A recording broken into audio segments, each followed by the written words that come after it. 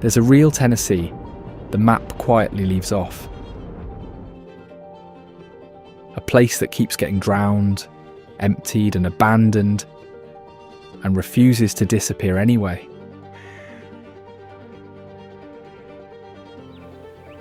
There are towns down there nobody can visit anymore.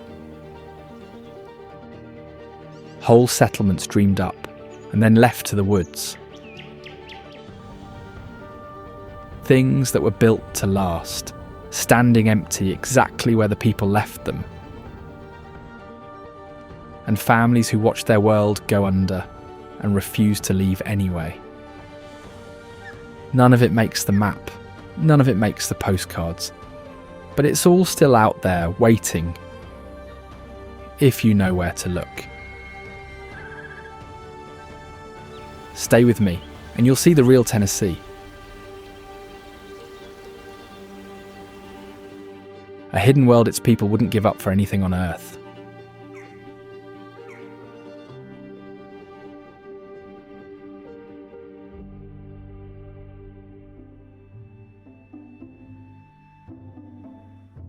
People here could leave. Most never will. About 7.3 million call this state home. It's called the volunteer state for a reason. In 1846, the country asked Tennessee for 2,800 soldiers, and 30,000 men showed up. That tells you most of what you need to know about them. They stay and they hold on.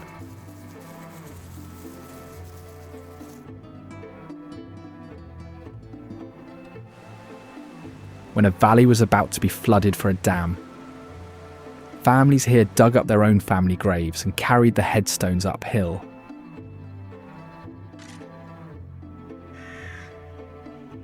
So no one they loved would be left under the water. That's not something you can move away from. It's why the people who come from here almost never really do. Now let me show you where all of it happened.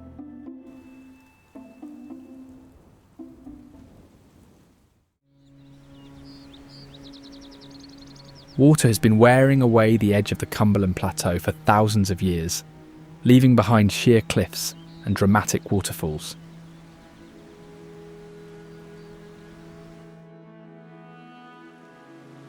One of them is Foster Falls, where Little Gizzard Creek plunges about 60 feet over the plateau's western edge.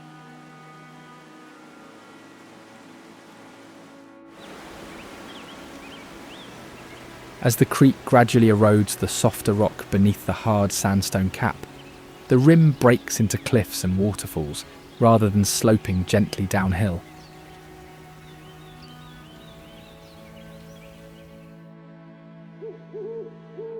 By dusk, rabbits and squirrels begin to appear along the cliffs, while the great horned owl sets out on its nightly hunt.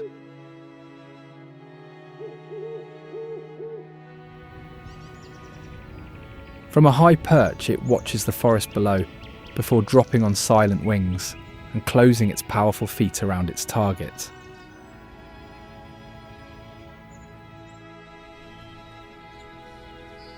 Prying one of those feet back open takes about 28 pounds of force, giving the owl enough grip to kill larger prey by severing the spine.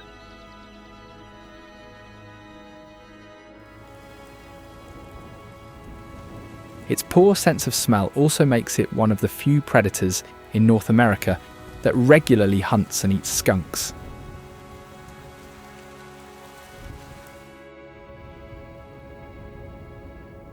When it comes time to raise a family, a mated pair usually settles into a nest left behind by hawks, herons, or other large birds rather than building one of its own.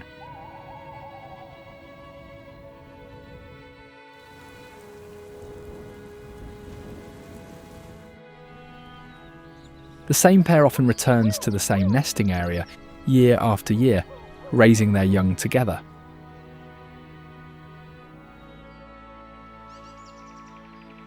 Eggs are laid during the coldest part of winter, so the chicks are ready to learn to hunt as spring fills the forest with prey.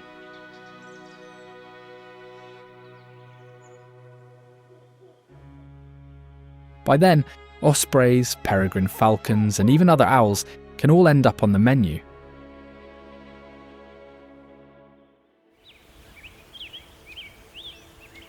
One great horned owl was even found carrying more than 60 porcupine quills, suggesting it follows a simple hunting philosophy: try it and find out.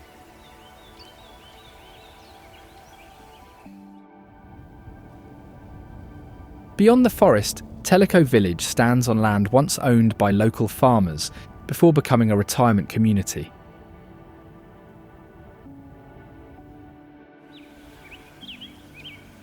No rule says residents have to be older adults, yet most are over 65, making age a matter of choice rather than law.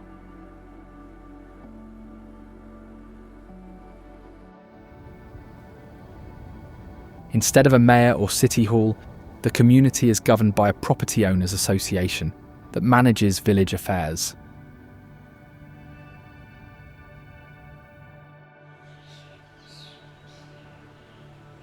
Tellico Lake stretches for miles along the Little Tennessee River, and the village was carefully planned around its western shoreline.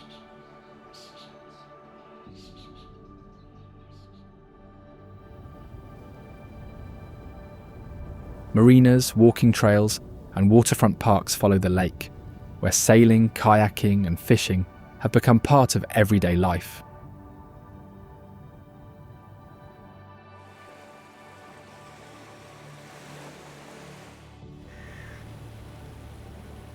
Not far away, Cades Cove protects one of the best preserved windows into early Appalachian life.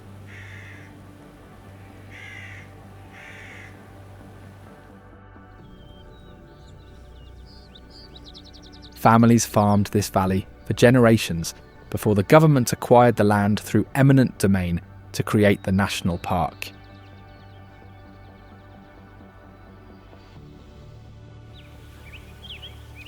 Many of the cabins, barns, churches, and the old mill were left in place, and the mill still grinds corn today.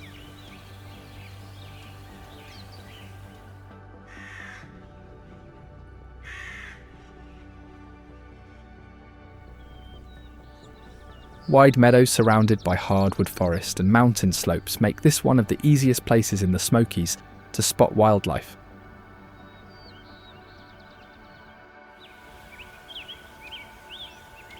A one-way loop road circles the valley, and many visitors spend hours making the trip as they stop for historic sights and animals along the way.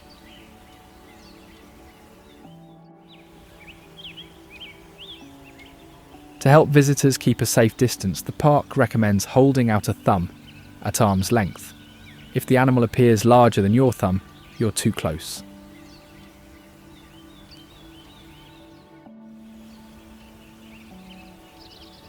Wildlife is most active around sunrise and again before dusk, and the pullouts along the road make it easier to watch without blocking traffic.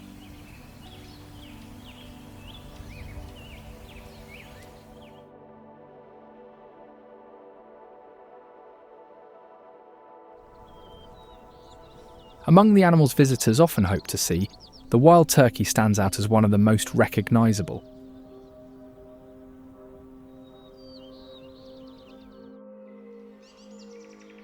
These animals roam the open fields of this valley in flocks, though a century ago they had nearly disappeared from Tennessee.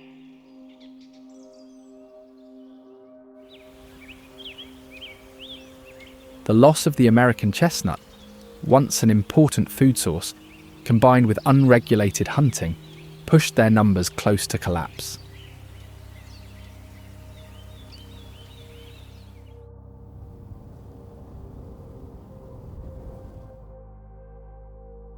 To rebuild the population, wildlife officers trapped birds from healthy populations and released them across areas where they had vanished.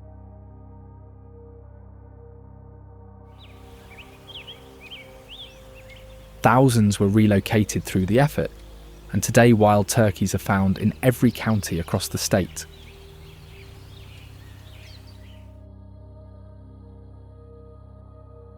Here, they spend much of the day scratching through leaf litter for acorns, beech nuts, seeds, berries and insects, changing their diet with the seasons.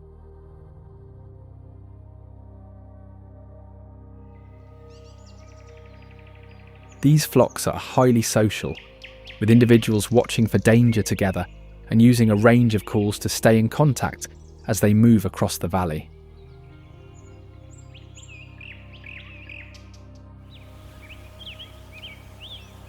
Some have become bold enough to confront people, leading the state to recommend making loud noises, even banging pots and pans to scare them away.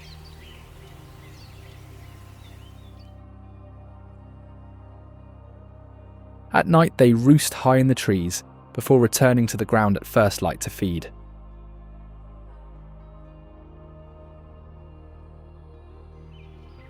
The valley's open meadows give them a clear view of approaching danger, and before long, something else began appearing here as well.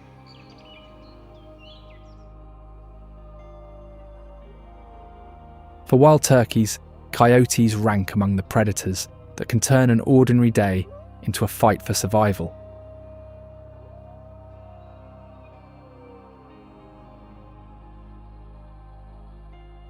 They take rabbits, rodents, frogs and fish, mostly after dark.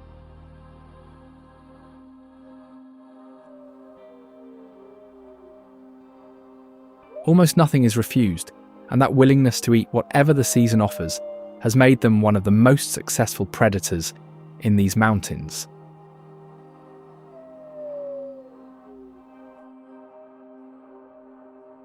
They usually hunt alone and pair up only when something is worth two of them.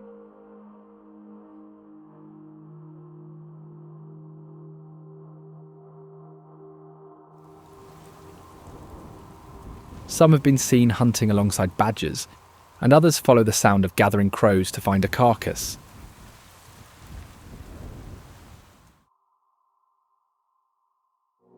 Play is announced with a bow and a flexed head, and then comes the spinning and diving that dog owners would recognise instantly.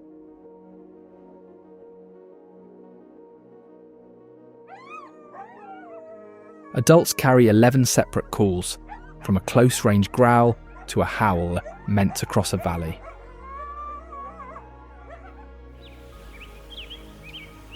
Wild hog piglets are on the menu here too, which is the closest thing this park has to hog control.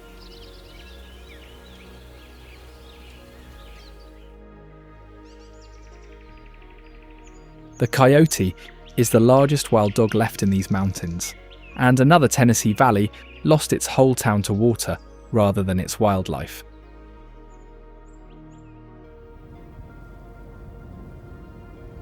Watauga Lake now covers the former farming town of Butler after the dam gates closed in the late 1940s.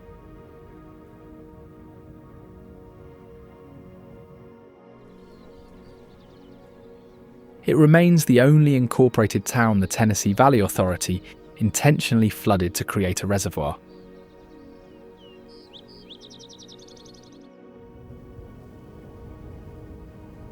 Before the valley disappeared beneath the water, nearly 1,300 graves were moved to higher ground, though some families chose to leave their loved ones where they rested.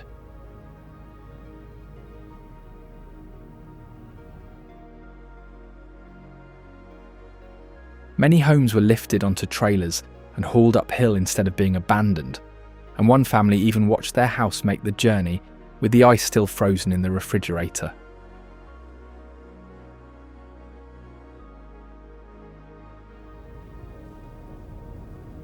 A new Butler was carefully planned on higher ground before the move, with its streets and neighbourhoods laid out long before the first residents arrived.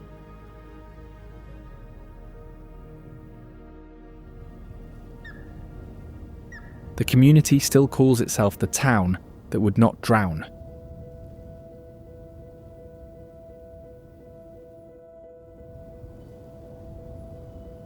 Years later, when the lake level dropped during a drought, former residents returned for a brief walk along the streets where their town once stood.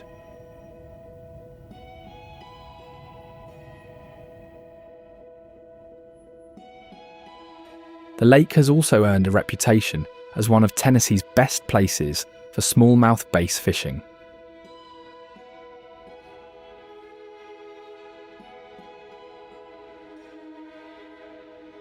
Smallmouth bass flourish in the cold, clear water, gathering around rocky points, ledges, and steep underwater banks.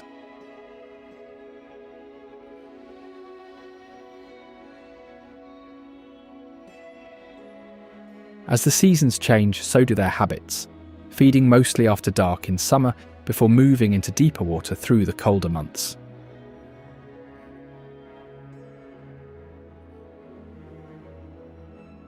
To help protect the fishery, anglers must release bass below the minimum size limit, and one afternoon each July the lake takes on a very different purpose.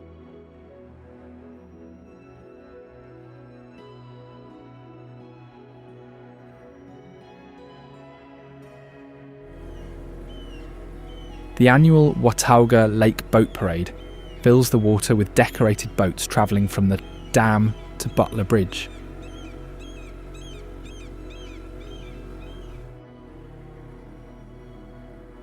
Participants gather around midday for judging before lining up by boat type, with a wildlife officer leading the procession and the previous year's winning houseboat close behind.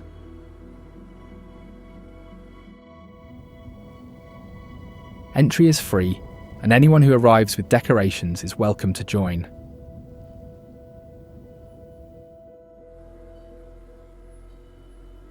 Spectators line the shoreline from Rat Branch to Butler Bridge to watch the parade pass.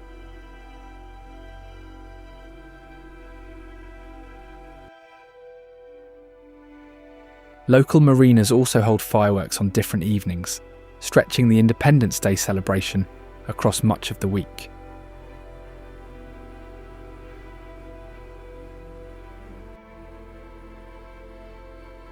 Butler Bridge still carries the name of the town that now rests beneath the lake.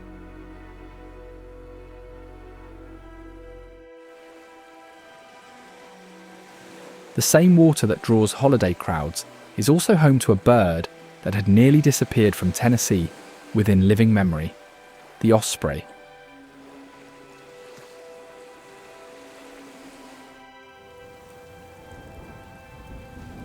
Before the state's reservoirs were created, the osprey was a rare breeding bird because there were few large bodies of open water to support it.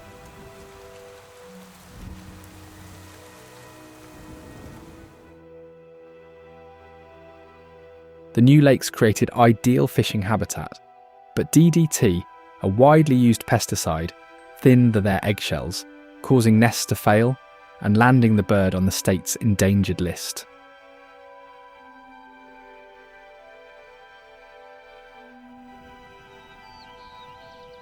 Wildlife agencies helped rebuild the population by raising young birds in artificial nests before releasing them from towers along the reservoirs.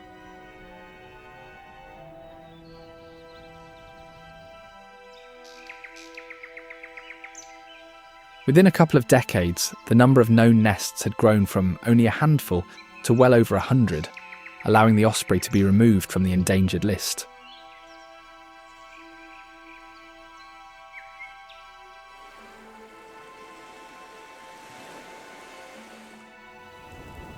When hunting, it hovers above the water before folding its wings and plunging feet first toward its target.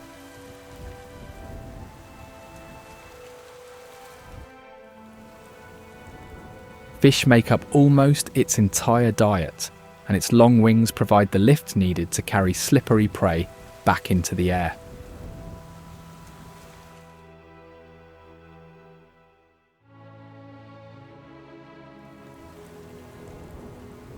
Most pairs return to the same nest year after year, adding new material each season instead of starting over.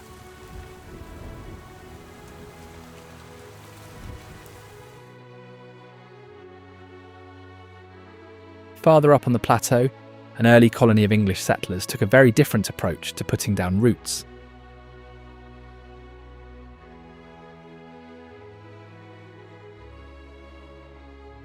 Rugby was built for the younger sons of English families, the ones who inherited nothing at home.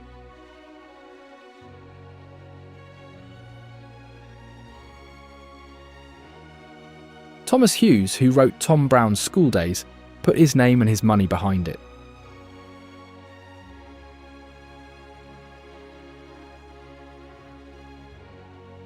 The rules were unusual. No alcohol for sale, and every colonist had to buy into the village store so it belonged to all of them.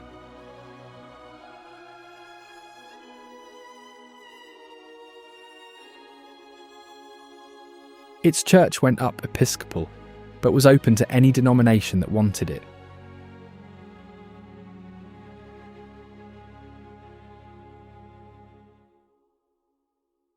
Publishers and admirers sent 7,000 books, and they are still on the shelves of the library, the oldest of them printed in the 1600s.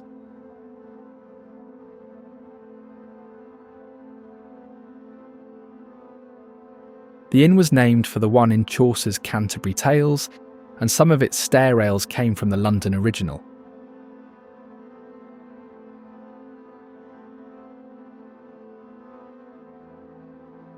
In the summer of 1881, typhoid killed 7 settlers, and the source was traced to the inn's well.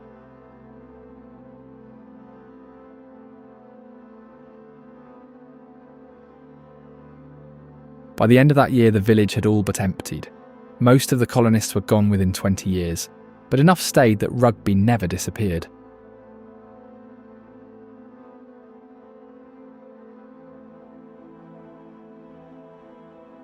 Danville was a river town with homes, churches, a hotel, and a freight elevator 6 floors tall.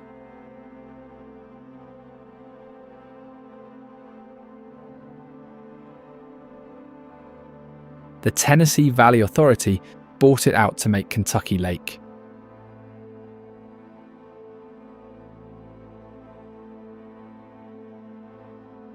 Every building meant for flooding came down except that one, and nobody has explained why.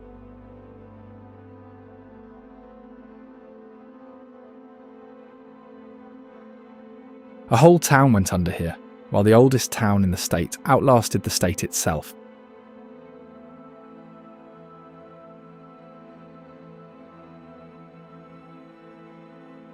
Jonesborough was laid out 17 years before there was a Tennessee.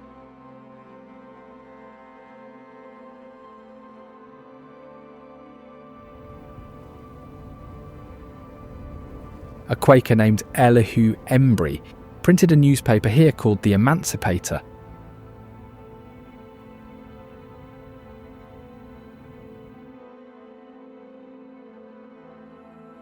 It was the first American paper given wholly to ending slavery, and Boston read it.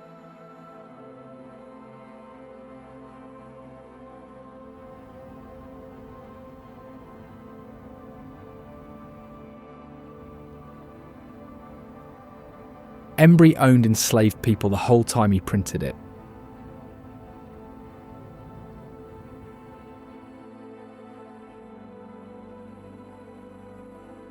Seven issues came out before he died, and the press stopped with him.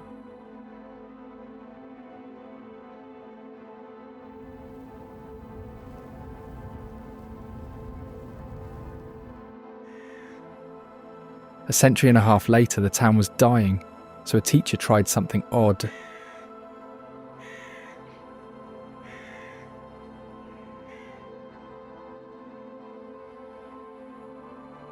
"60 people gathered on hay bales to hear tales.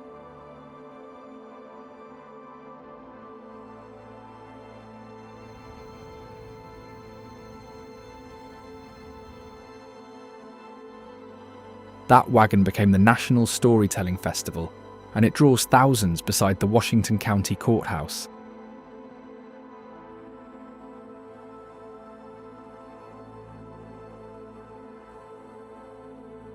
It is the 6th building to hold court on this square.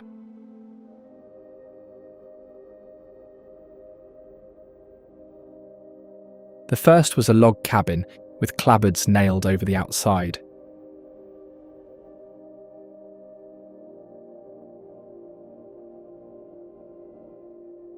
In the second one, a young lawyer named Andrew Jackson was admitted to practice.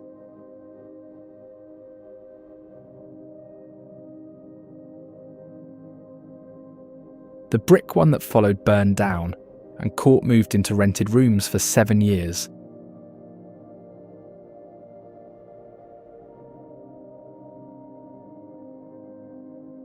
Its original clockworks are kept in the town museum now.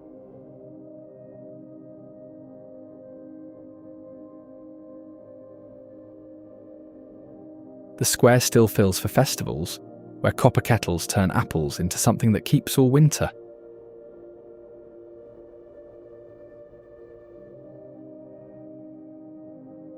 Apple butter has no butter in it.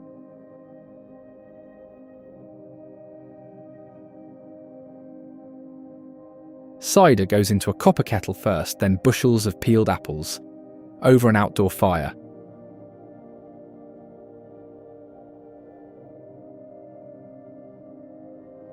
Somebody stirs it for 10 hours without letting the paddle leave the bottom.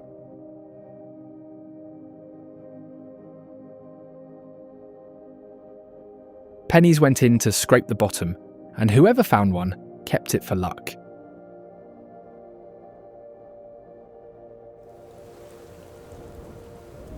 Those apples came off farms sold away when the Great Smoky Mountains National Park was drawn around them.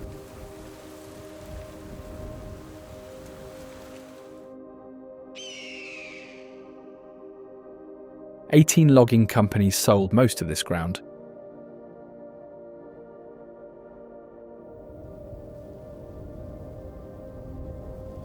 About 1,200 families sold the rest, and some were allowed to stay until they died.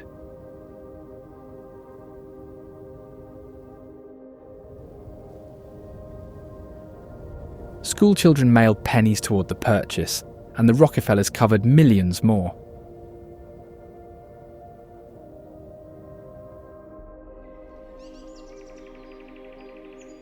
No park in America draws more visitors, and none of them pay to get in.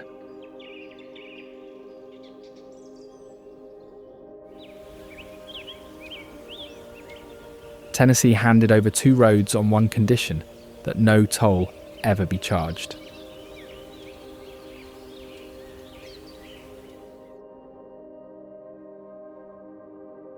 Before the park, families in these coves made nearly everything they used.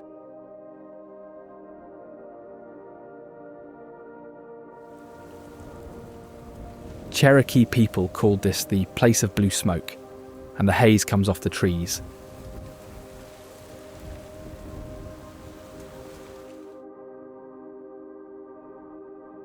Every December, the coves fill again with the way those families kept Christmas.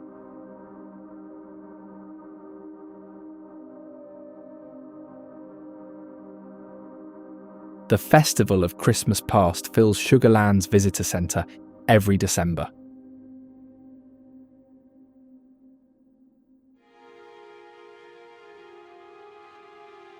Demonstrators card wool, cut rag rugs, press cider, and shape dolls out of dried apples.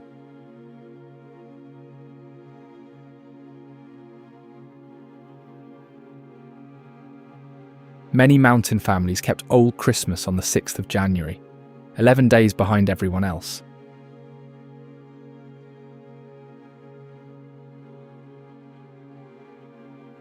Children were taken to the barn the night before because the animals were said to kneel at midnight.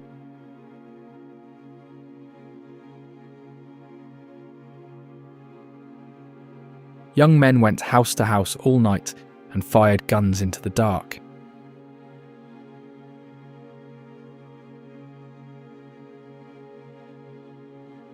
Other families up the road had already gone for good, and Elkmont is where their porches remain.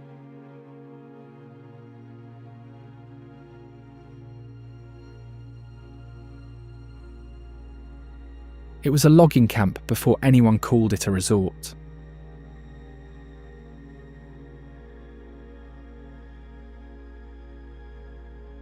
Knoxville businessmen bought 50 acres from the lumber company and built a clubhouse there.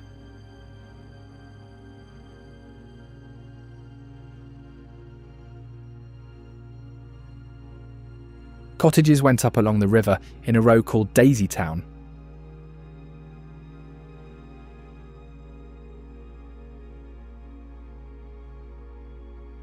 When the park came, owners could take full price and leave, or half price and a lease for life.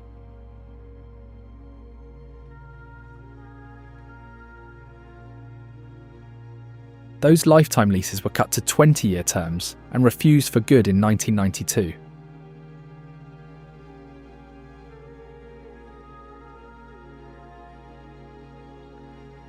Families who left took their curing habits along, and what hung in a smokehouse lasted a year.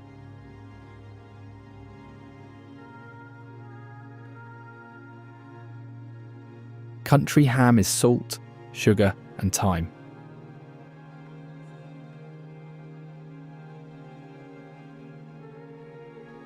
Hogs were killed on the first hard freeze, when the weather did a refrigerator's work.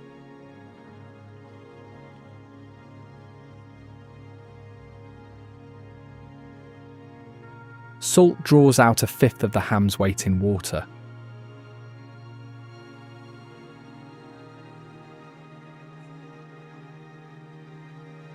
That is why one can hang at room temperature for a year without spoiling.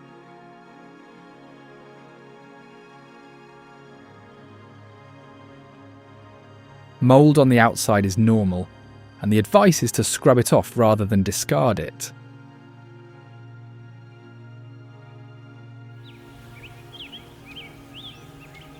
Anything cured in these woods needed a strong door, because the biggest animal here hunts by nose.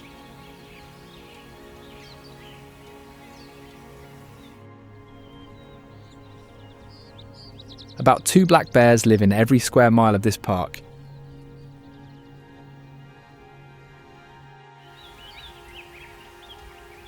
Bears here do something bears elsewhere rarely bother with.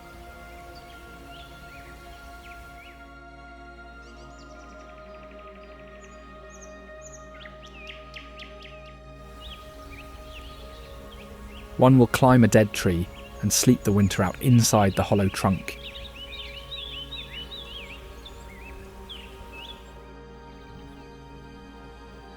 It is not true hibernation.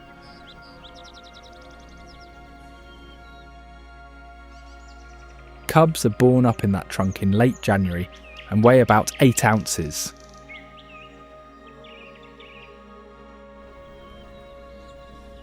Their mother weighs 200 times that much.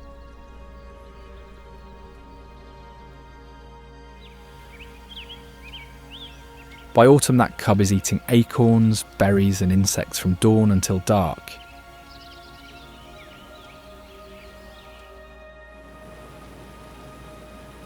Down at ground level, a ruffed grouse spends its whole life in a few acres of these woods.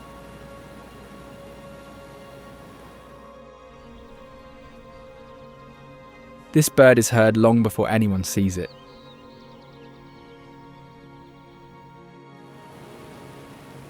The male climbs onto a log, cups his wings, and beats the air.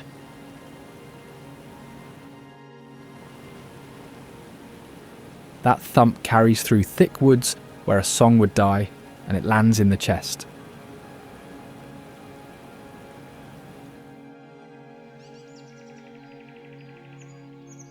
Each autumn he grows combs of stiff scale along both sides of his toes, and they work like snowshoes.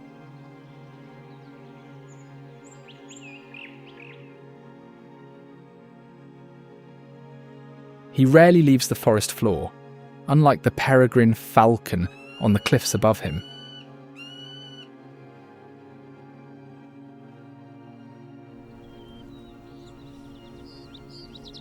They had vanished from the eastern United States by the 1960s.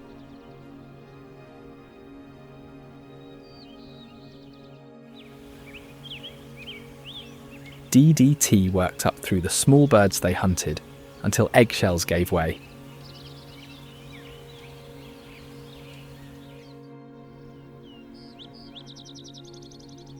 Four chicks were carried to a cliff called Greenbrier Pinnacle in the summer of 1984.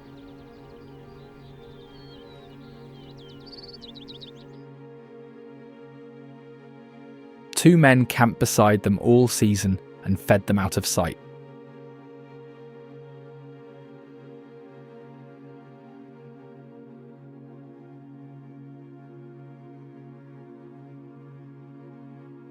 the birds never connected a meal with a human being.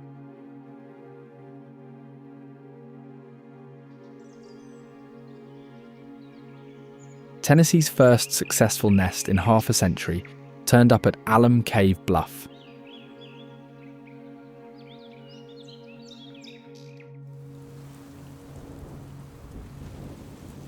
A hunting peregrine drops faster than anything else alive.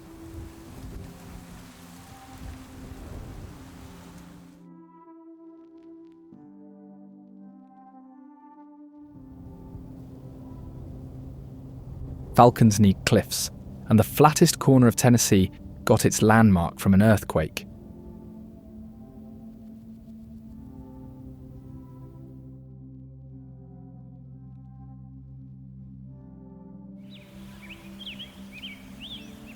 Reelfoot Lake was a cypress forest until the ground underneath it dropped.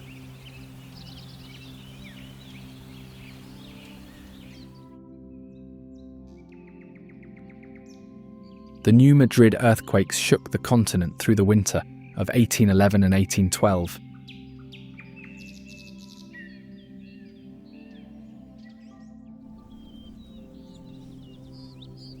Land sank, the Mississippi poured in, and boatmen reported the river running backward.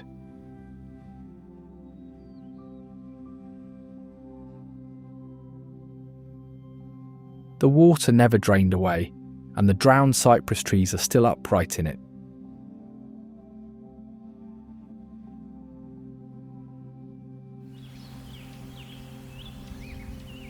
In 1908, a land company bought the shoreline to drain part of it for cotton.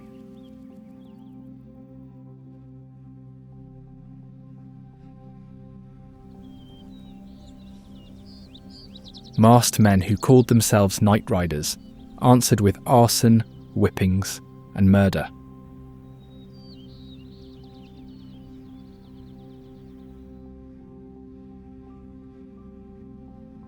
Much of that violence fell on black families nearby, which the usual telling leaves out.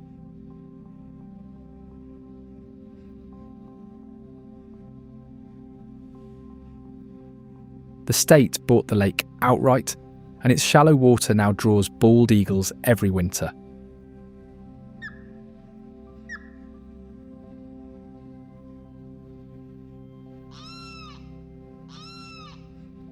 Surveyors counted 14 active nests around this water in the 1950s.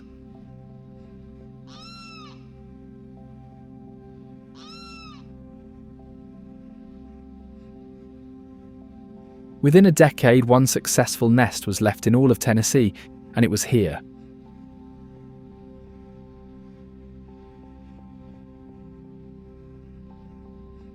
Then came 22 years with none anywhere in the state.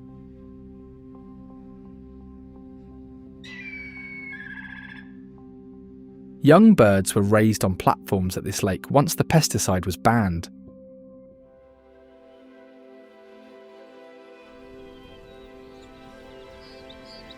Nests ring the shoreline again, and more are scattered inland.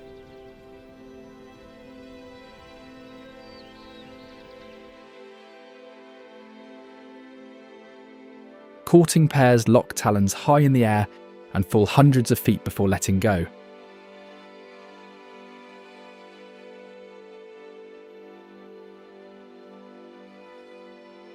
Guided winter tours have run out of this park since the 70s.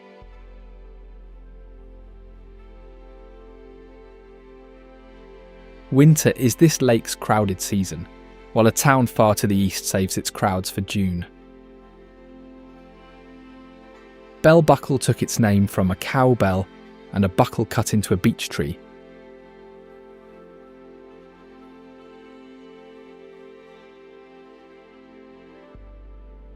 One account calls that a native warning, another says surveyors marked pasture.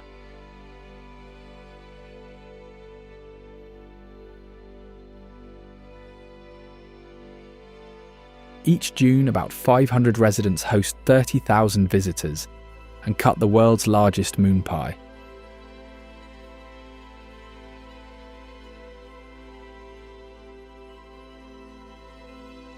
Crowds are the point here, and a town at the edge of the Smokies sells the exact opposite.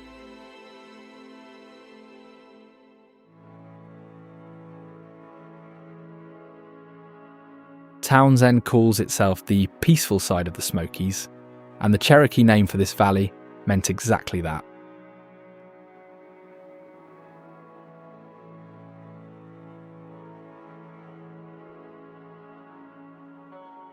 A Pennsylvania lumberman bought 86,000 acres here and put his name on the town.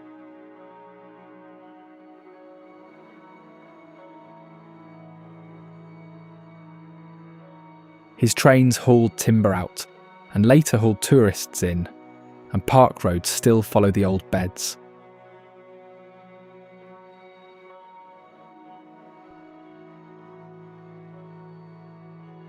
Restaurants along the water serve smoked trout and fried green tomatoes.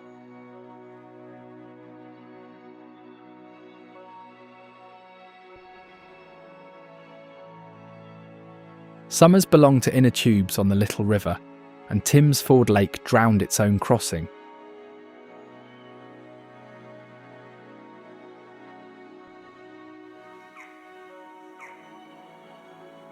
It is named for a river crossing that no longer exists.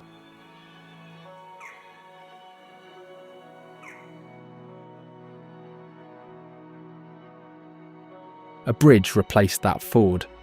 Then the reservoir covered them both and made an island of a hilltop graveyard.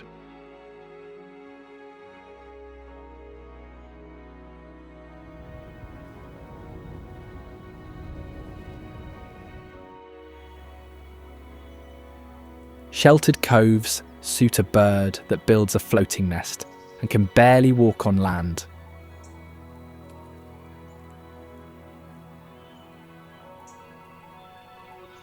The pied-billed grebe does not dive so much as disappear.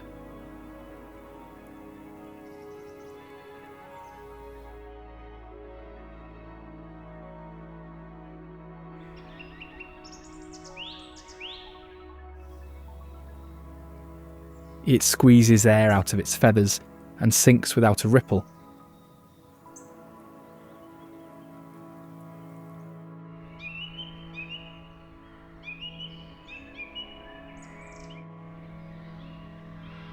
Often only the head is left above water, and it turns like a periscope.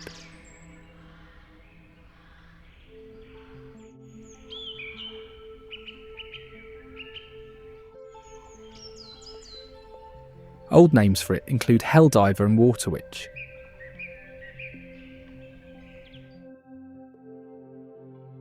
Its legs are set so far back that walking on land is a struggle.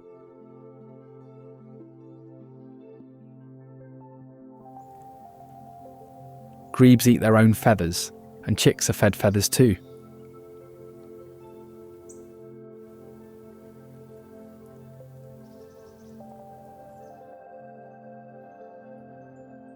Hiding underwater is one way to survive, and one Tennessee town refused that option outright.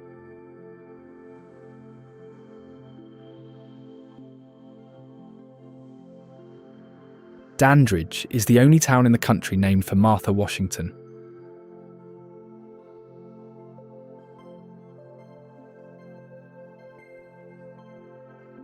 Davy Crockett got his marriage licence here, and 4 original taverns still trade downtown.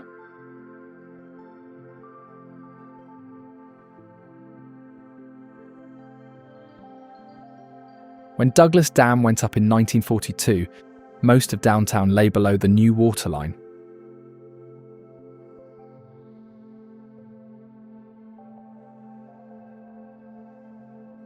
Residents petitioned the First Lady, and a levee went up instead.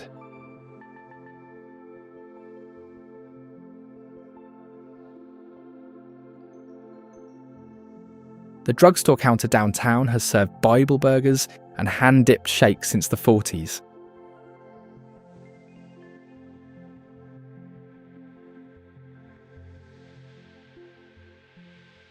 A name saved this town, and Greeneville was shaped by a tailor who never went to school.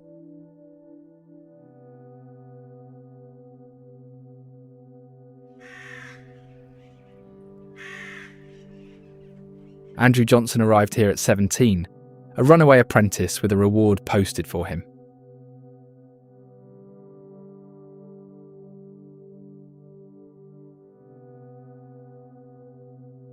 He had never spent a day in school, so he paid men to read aloud while he sewed.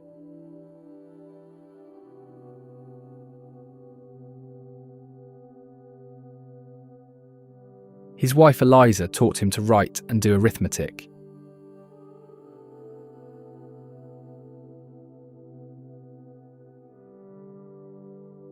From that tailor shop he rose to governor, senator, and the presidency.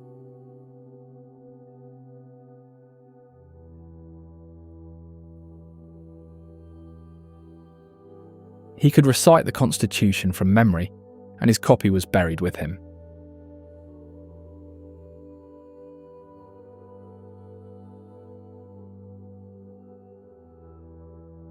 A grill downtown still serves pinto beans with beef stew and onions poured over cornbread.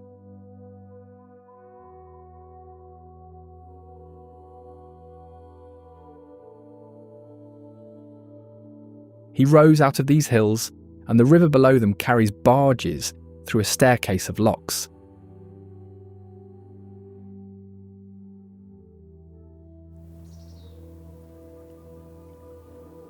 Nickajack Lake backs the Tennessee River up through a gorge below Chattanooga.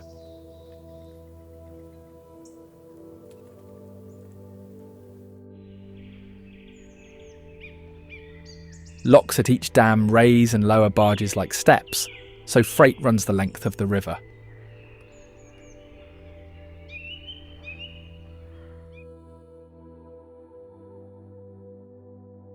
The dam went up in 1967 and flooded the cave's mouth.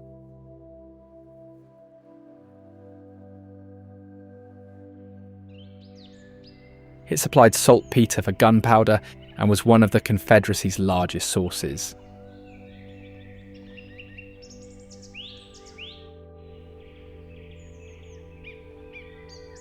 Three species that lived in that cave and nowhere else on Earth were lost when it flooded.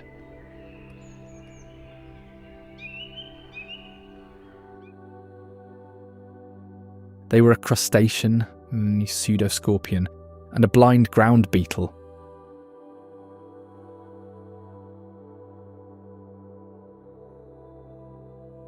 Above the waterline, more than 100,000 grey bats still raise their young inside.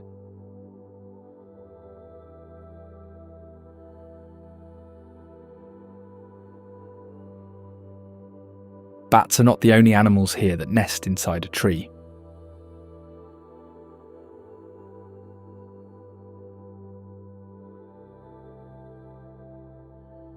Wood ducks nest in tree holes, sometimes a mile from the nearest water.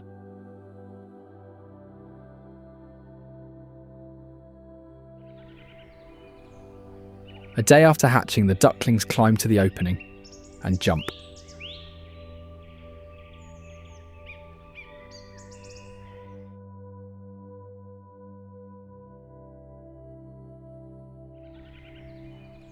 Drops of more than 50 feet leave them unhurt.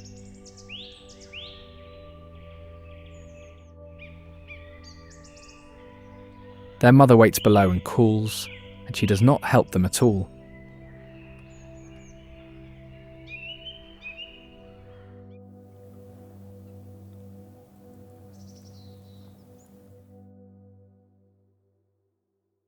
They are the only North American ducks with claws built for gripping bark.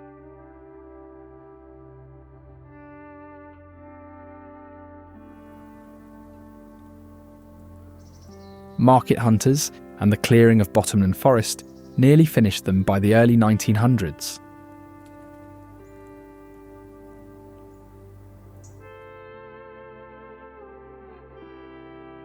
Nest boxes and returning beaver ponds brought them back across the state.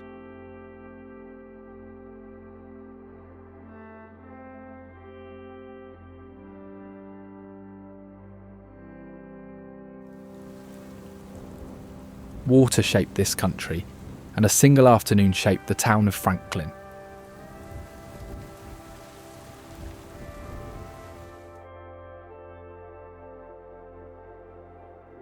On the last day of November in 1864, a Confederate army charged 2 miles of open field.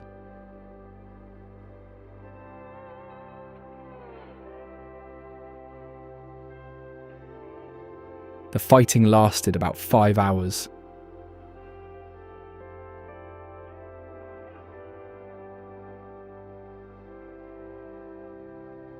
Roughly 10,000 men were killed, wounded, captured, or never accounted for.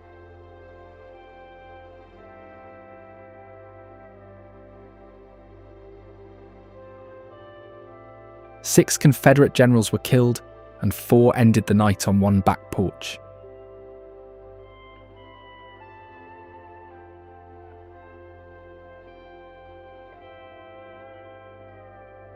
The Carter family waited out the night in their cellar with the people they enslaved.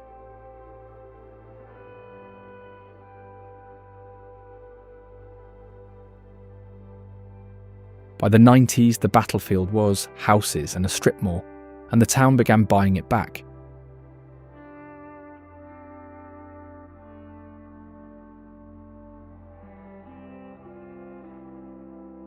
A Main Street grocery that started in the 50s now smokes barbecue over cherry wood.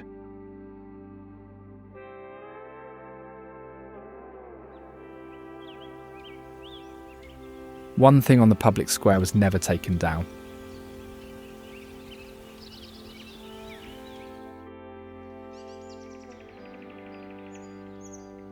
The Confederate Soldier Monument dates from 1899.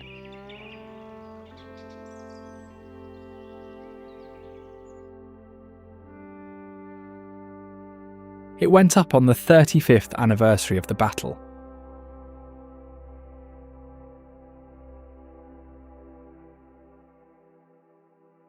Franklin added 5 markers and a bronze United States Colored Troops soldier rather than taking it down.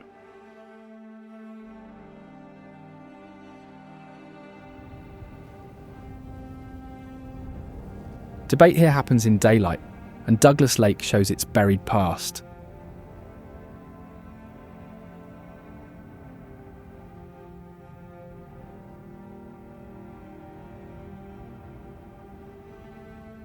It drops about 40 feet every winter.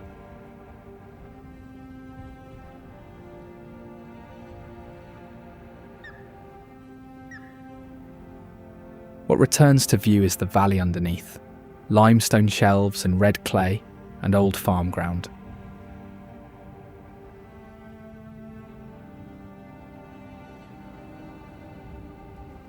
Stumps and old roadbeds show through the mud until the water comes back up.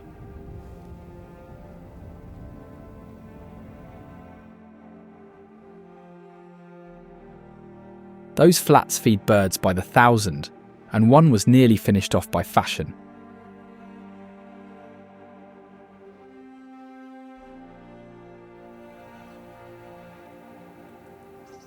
A great egret grows a cape of fine white plumes each breeding season.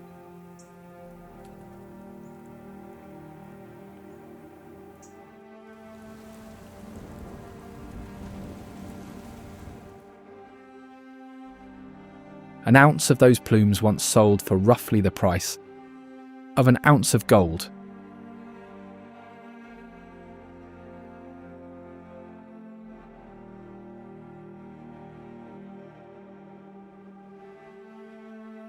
Hunters shot the adults on their nests because that is when the plumes were best.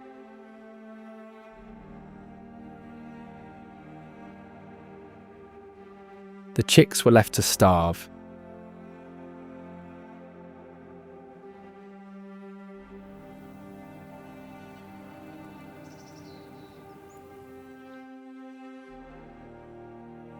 Whole colonies could be emptied in 2 or 3 days.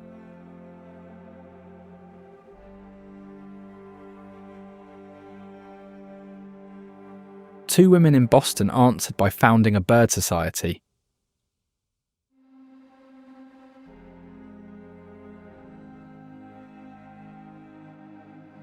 By 1918, the trade was illegal, and the bird became that society's emblem.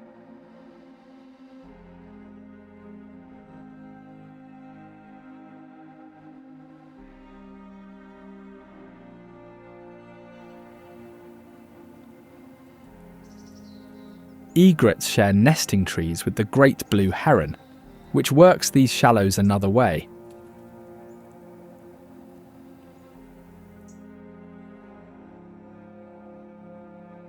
It hunts by not moving at all.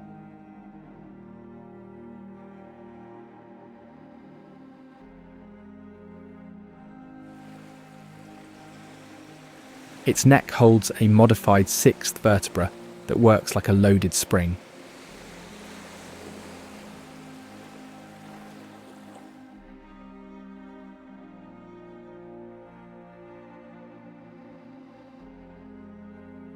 The head fires forward while the body stays still.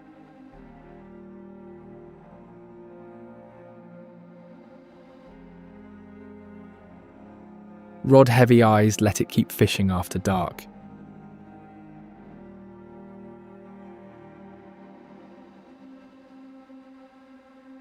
Feathers on its chest crumble into powder that never stops growing.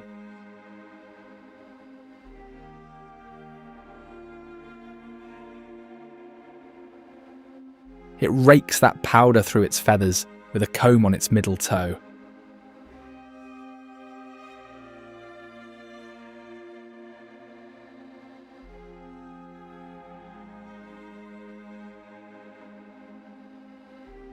Solitary all day, it nests in treetop colonies that can hold hundreds of pairs.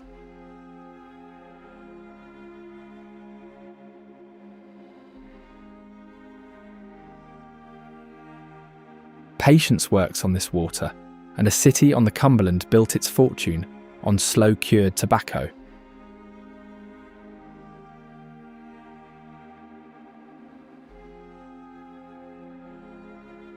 Clarksville shipped dark-fired tobacco down the Cumberland for well over a century.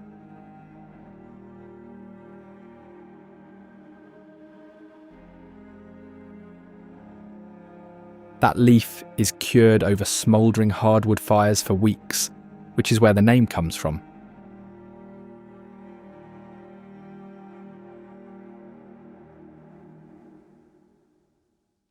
Wilma Rudolph was born here in 1940 and had polio before she was 5.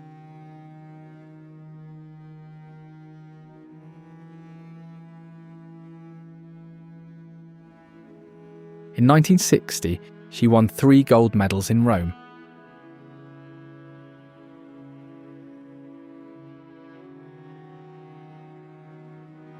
The city planned a parade, and she refused to attend unless it was integrated.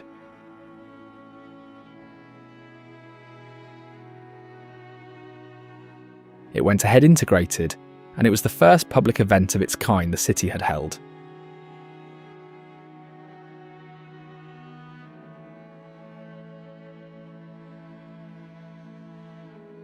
The best barbecue in town still comes out of a gas station pit.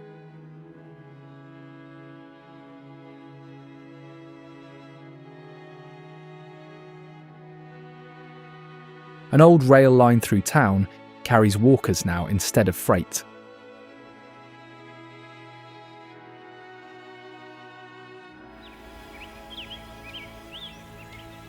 The Clarksville Greenway runs 9 paved miles on an abandoned railway.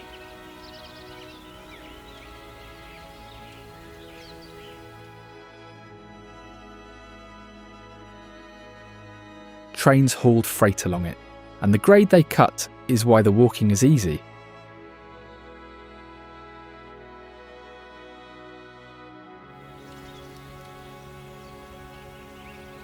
It follows the Red River and West Fork Creek past bluffs and wildflower banks.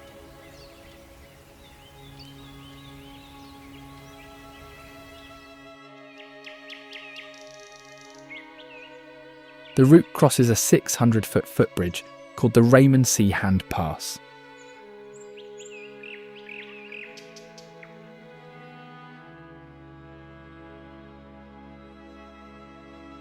Walkers have covered its railings with padlocks, the way couples do on bridges in Paris.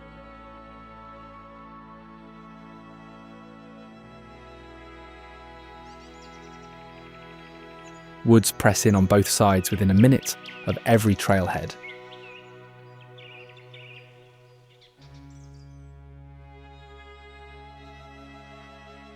Early and late white-tailed deer move along those edges.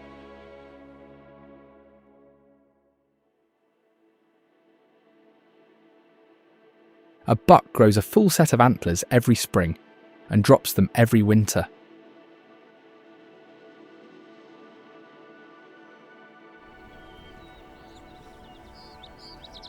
No other mammal grows and discards bone on that schedule.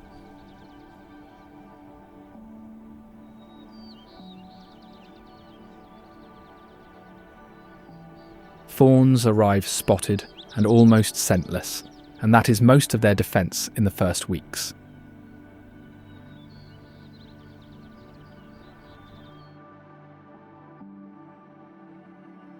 The whitetail goes up as a signal, and the whole group leaves together.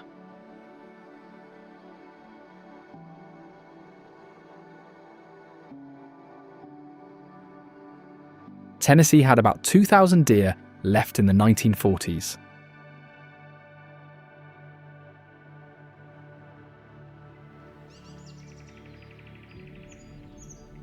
Wildlife officers released more than 9,000 deer across the state over 4 decades.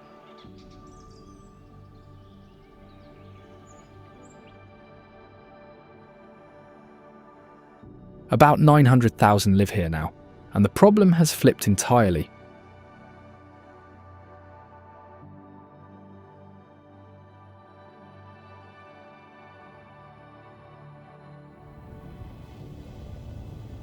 Their range runs right down to the river, where a park was built on the city's front step.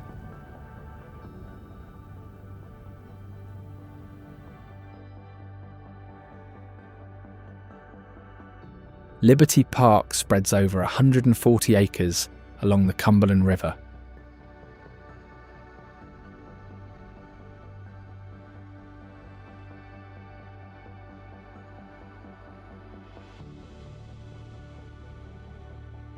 A 10-acre fishing pond has a boardwalk all the way around it.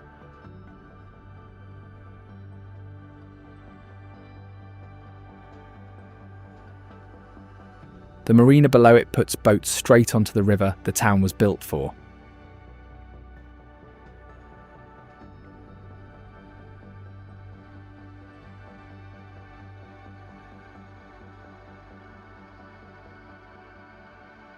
A pavilion at the water's edge is called Freedom Point.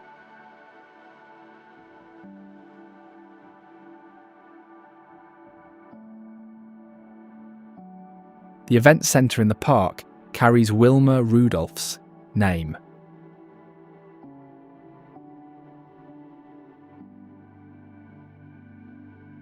Residents built the playground themselves.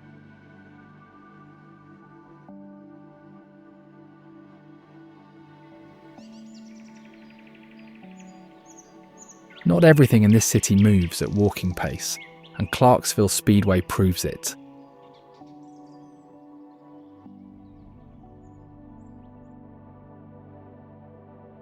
Dirt races have run here since 1964.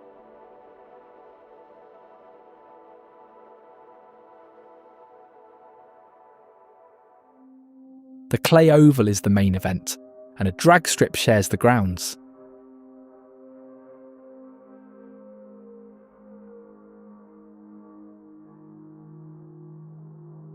Cars come out of the corners sideways and throw clay into the fence.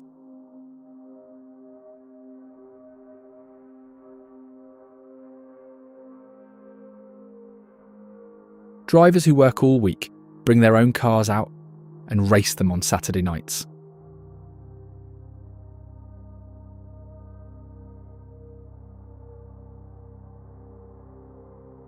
The county fair takes over these grounds in summer.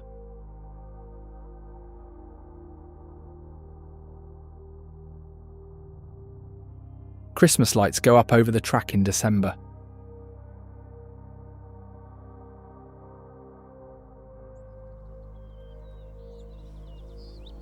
Downtown had a far worse night than any race one morning in 1999.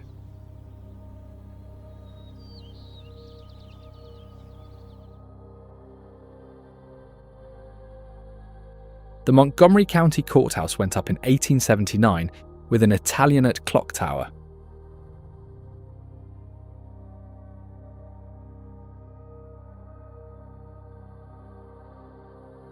A tornado came through downtown at 4:15 on a January morning and left it in ruins.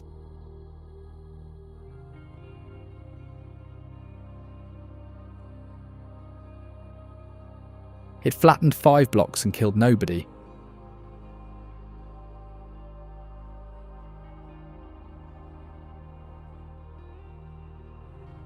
The building was put back together, and another Tennessee River was rebuilt on purpose.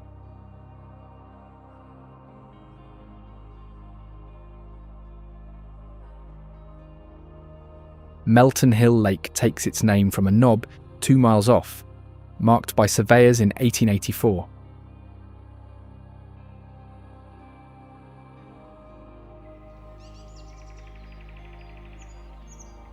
Water passes straight through this reservoir instead of being stored.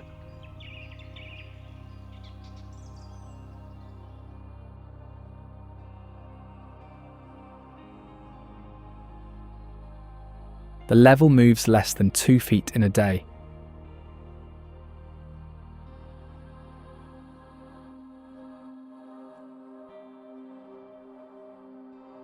Flat water is why one of America's best rowing courses is here, and crews come south each spring.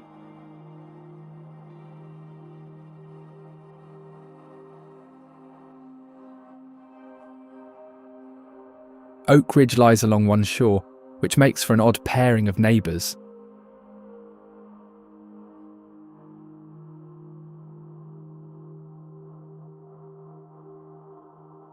Every bit of that comes from Melton Hill Dam, which holds something no other tributary dam has.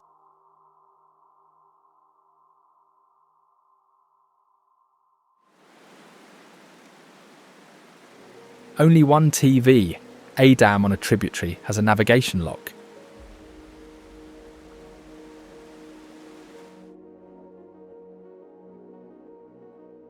The lock raises and lowers boats 60 feet, and it opened barge traffic 38 miles up the Clinch.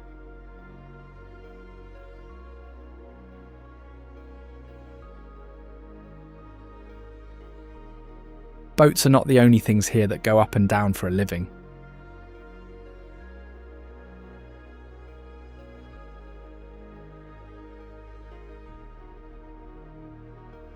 The hooded merganser is the smallest of the 3 American mergansers.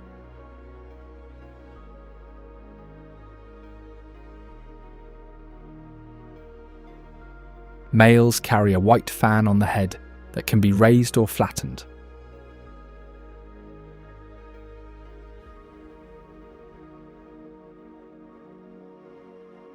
Underwater it hunts by sight, and its eyes are built for the switch.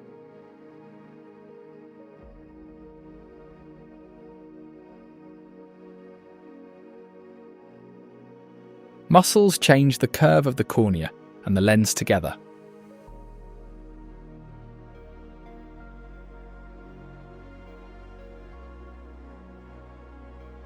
Human eyes can only adjust the lens, which is why everything blurs down there.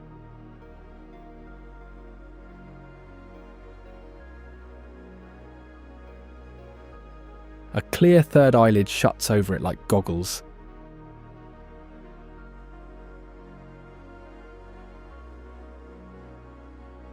Seeing prey is one way to catch it, and the red fox manages without.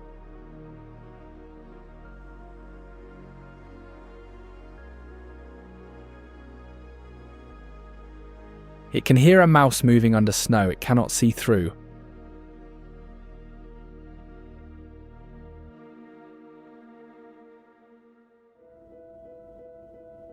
The fox creeps forward, tilts its head, then leaps almost straight up to land from above.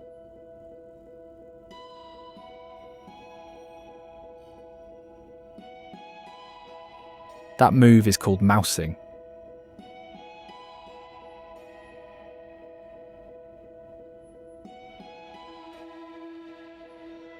Researchers who watched almost 600 of these jumps found something odd.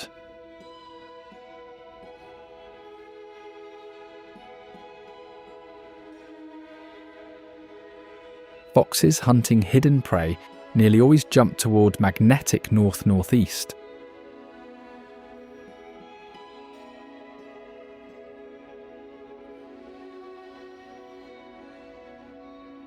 Aimed that way, they killed on roughly 3/4 of attempts, and under one in 5 otherwise.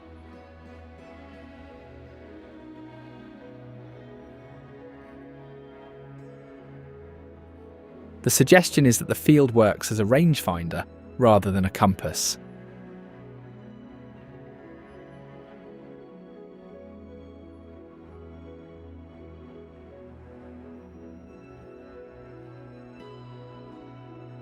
Instinct still runs these hills, and one town below them was named by a man nobody wanted.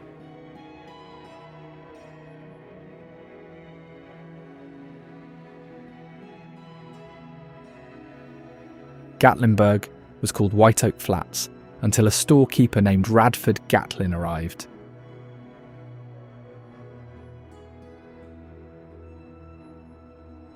He got the post office put inside his own shop, and the mail address changed.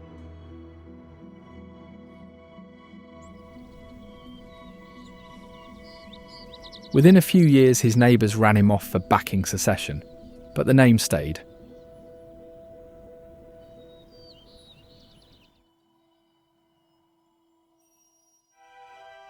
In November of 2016, the mountains above the town had gone 4 months without real rain.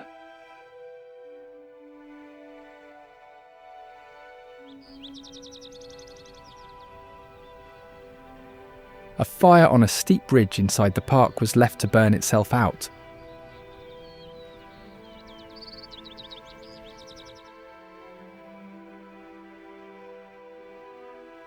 Then the wind came up to 87 miles an hour and carried embers miles ahead of it.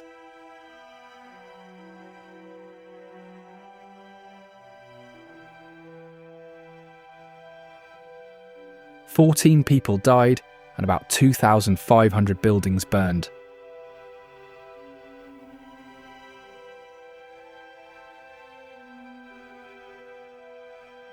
The town rebuilt, and the shop windows along the parkway went back to pulling candy.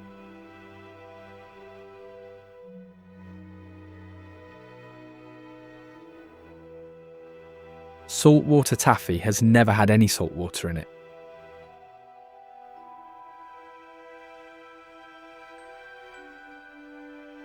Sugar, corn syrup and butter are boiled, then pulled until air turns the mass pale.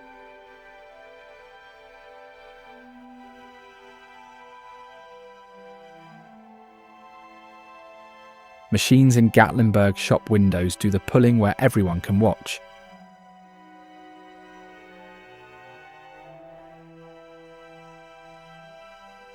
The name came out of Atlantic City, by the usual account.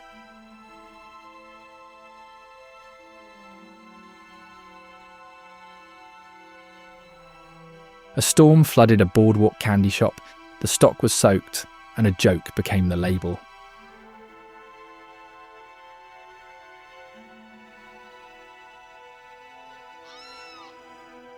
Candy's made at eye level here, and the Gatlinburg Sky Bridge hangs high above the valley.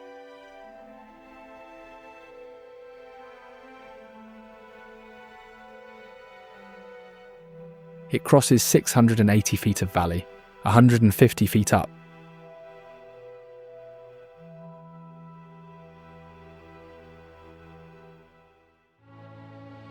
No pedestrian cable bridge in North America is longer.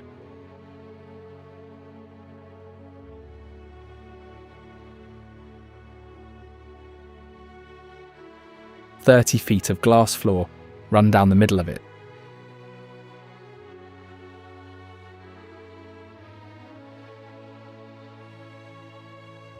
It went up where the old chairlift burned, and Ober Mountain answers it from higher ground.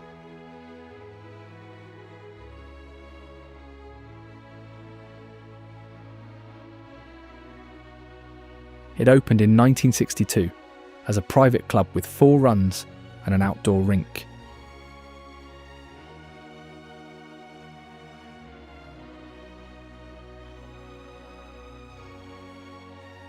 Tennessee has exactly one ski area, and this is it.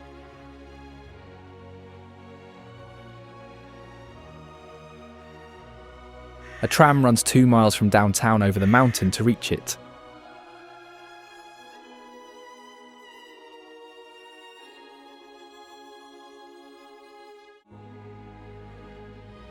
Almost all the snow is manufactured.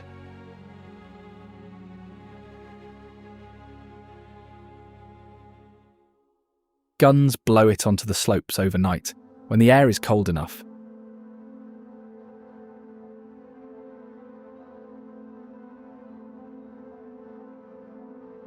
In summer, those chairs carry people up to an alpine slide.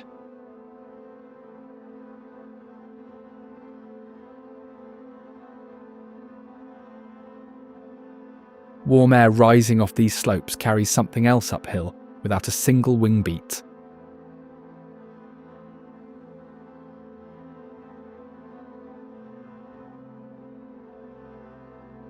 A red-tailed hawk barely flaps over these ridges.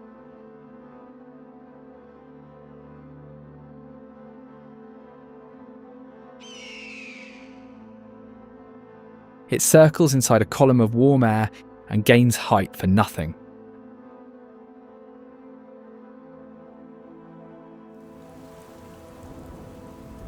From up there, it can pick a rabbit out of a hillside of the same colour.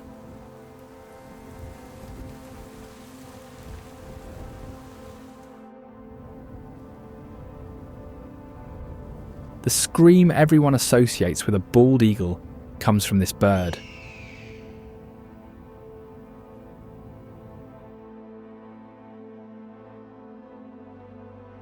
Films lay a red-tailed hawk's cry over eagle footage because the real thing chatters.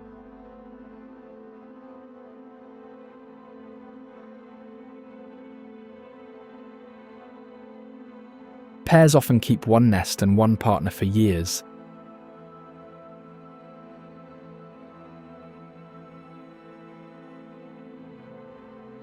The female is noticeably bigger than the male.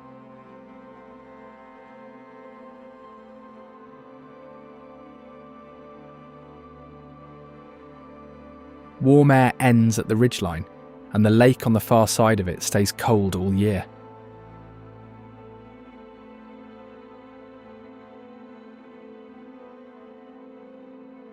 South Holston Lake begins in Tennessee and ends 24 miles later in Virginia.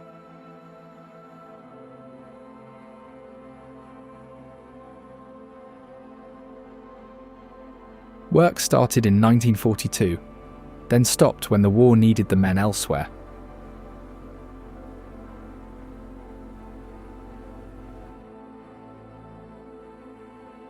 Crews came back 5 years later and finished the job.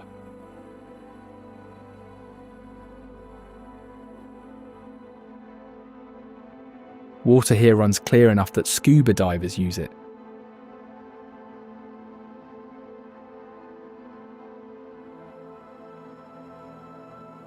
Every spring, white bass push up river in a run, anglers wait all year for.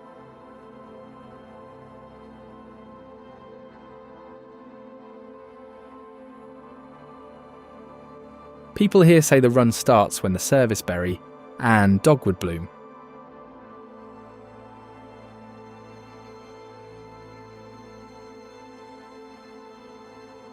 Water drawn from the bottom of this reservoir comes out cold, and it remade the river below.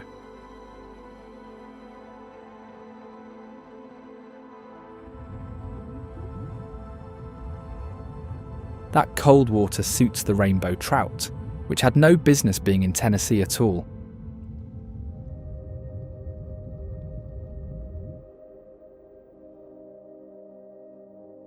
They are native to the Pacific slope, not to any river east of the Rockies.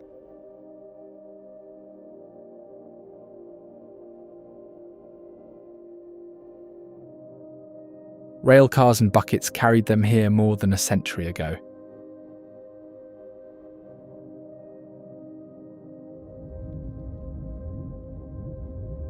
Nothing about this river suited them until the dam arrived.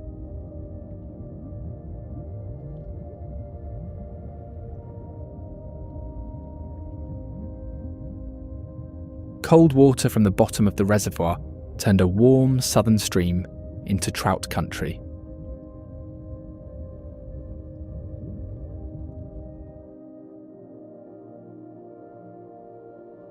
The state still stocks rainbows here every year.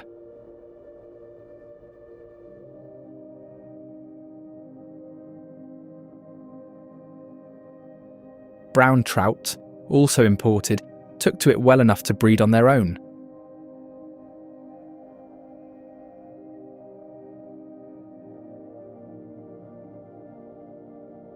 None of it works without a low concrete wall, 1.5 miles downstream.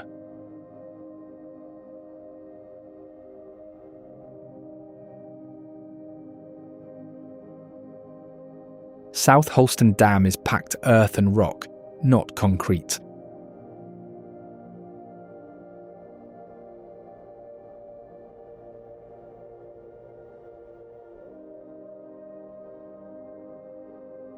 A stepped weir below it breaks the outflow into sheets so the water picks up oxygen again.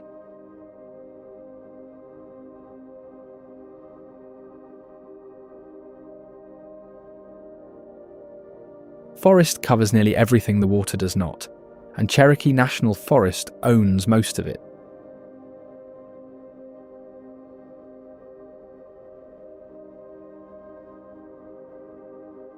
It is the only national forest in Tennessee.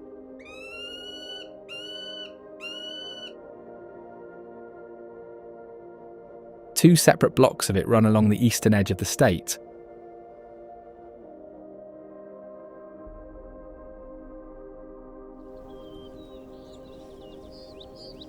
The national park splits them apart down the middle.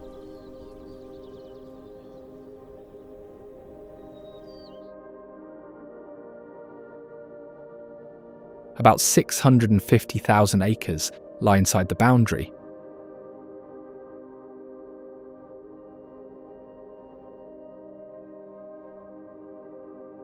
Nearly all of it was logged over before the government bought it back.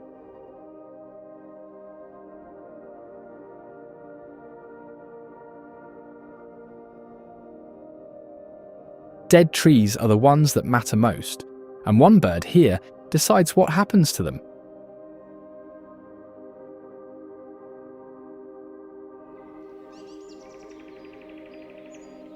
A pileated woodpecker is nearly the size of a crow and carries a red crest.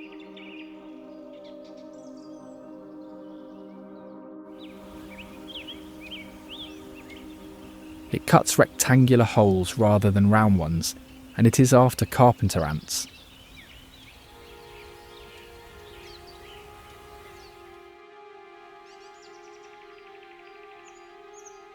Some of those cuts run 1 foot long and go far enough in to snap a small tree.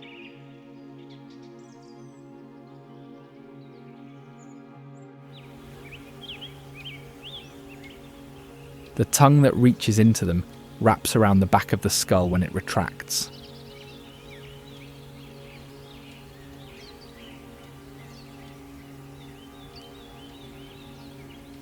Owls, ducks, bats and swifts move into the holes afterward.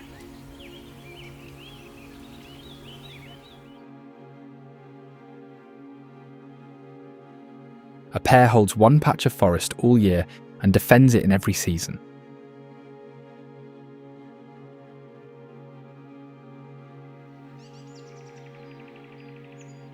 The call carries a long way, and it sounds like laughing.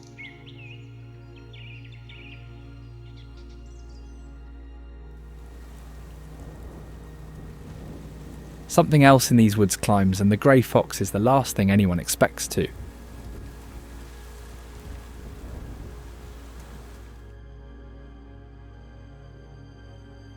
Climbing trees is not something a wild dog is supposed to do.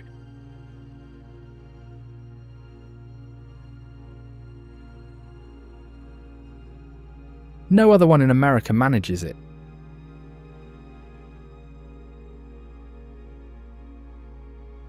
Its forelegs rotate further than a red fox's, and its claws hook like a cat's.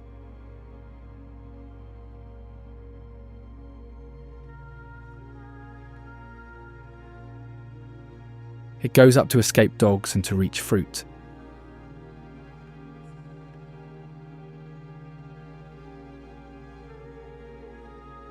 Its line is the oldest branch still living on the dog family tree.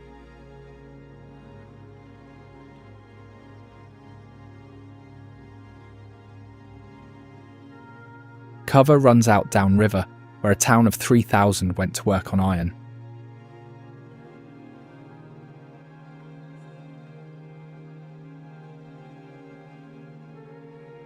South Pittsburgh was laid out as an iron town on the Tennessee River.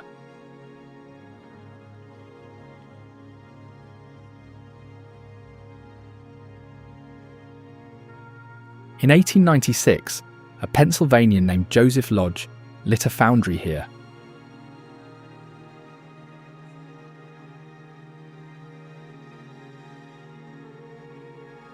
Fire destroyed it in 1910, and 3 months later he was pouring iron again a few blocks away.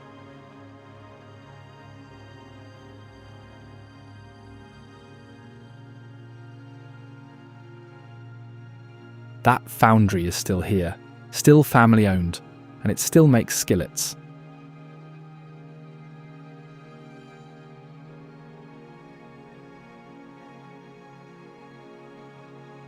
Every April, about 3,000 residents host 23,000 visitors at the National Cornbread Festival.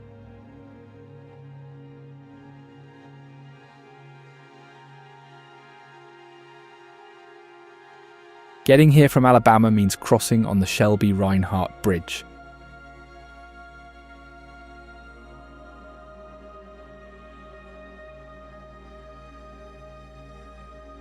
It carries traffic over the Tennessee River toward northern Alabama.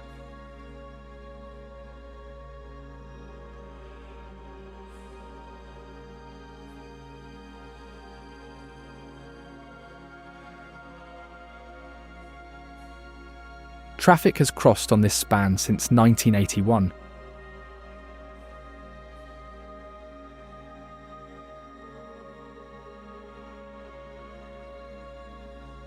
From the deck, the Cumberland Plateau rises on both sides, green and flat-topped.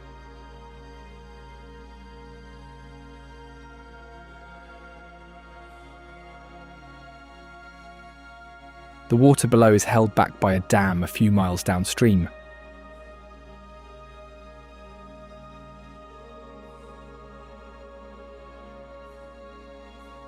Barges pass underneath.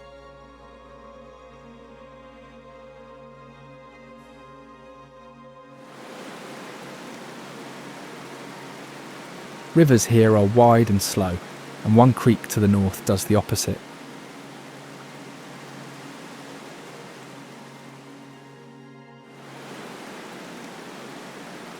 Cummins Falls drops about 75 feet into a pool. People have swum in for generations.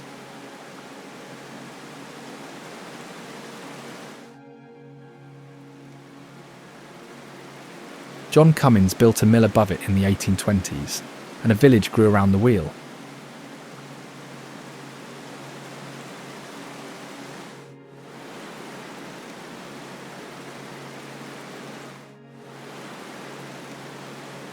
A flood took the mill a century later, and nobody rebuilt it.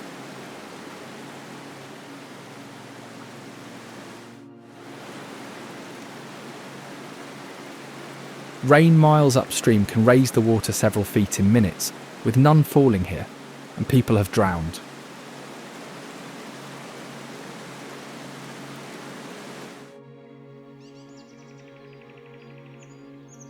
Permits, sirens and marked high ground govern the gorge now, and one bird works it regardless.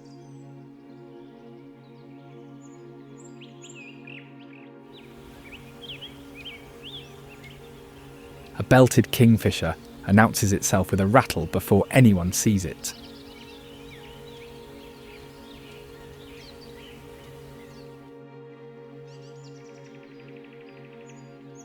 It watches from a branch above the water and drops head first without warning.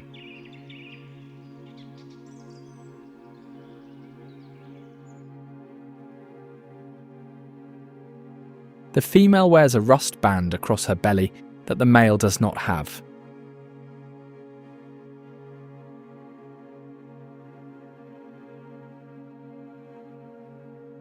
Among birds, that is backwards.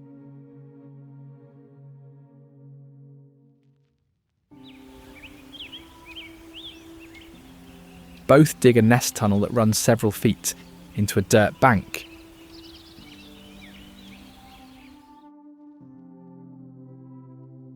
Bones and shells come back up as pellets.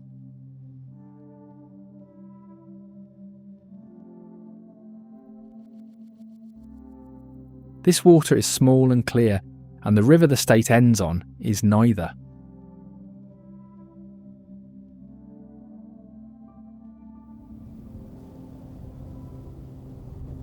Memphis grew on a bluff above the Mississippi because cotton had to be loaded somewhere.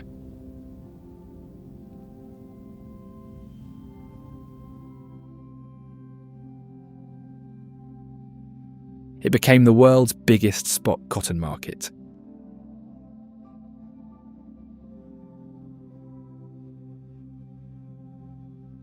Musicians came up from the Delta looking for work, and the blues arrived with them.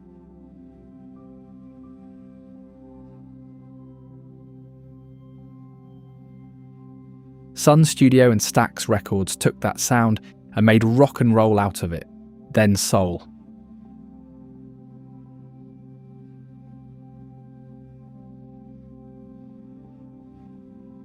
Segregation kept 2 sanitation workers out of shelter, and a compactor killed them in 1968.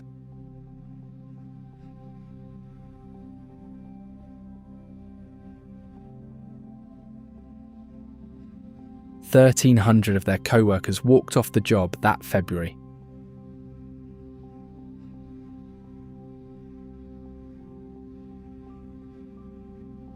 Every man among them carried a placard that read, "I am a man."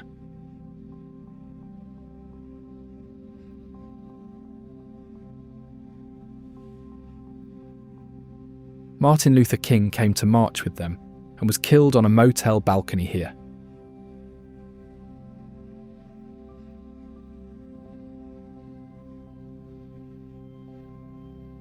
Beale Street runs 3 blocks from there, and Black Memphis banked and made music on it.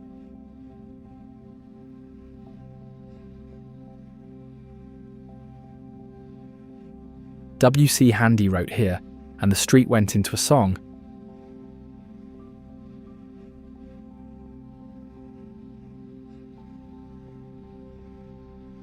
Most of it came down in the urban renewal of the 60s and 70s.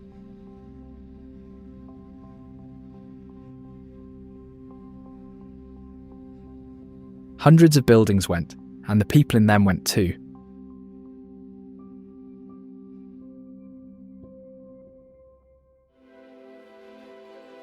Congress named what was left the home of the blues, and smoke fills the park each May.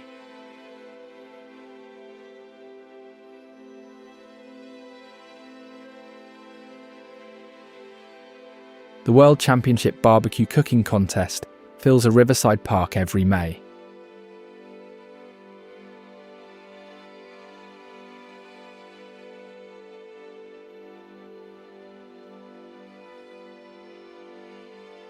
Every main category is pork, and the judging happens inside the team's own booth.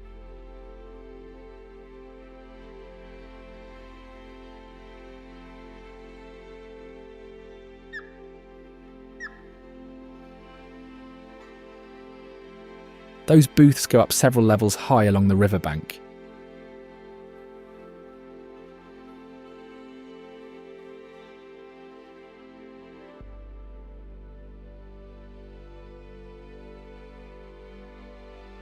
Smoke drifts past the Memphis Pyramid, which was never meant to hold a swamp.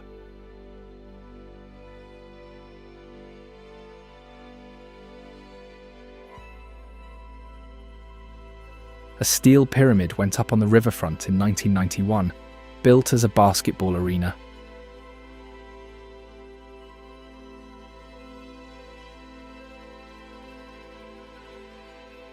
Its shape nods to the Egyptian city this one was named after.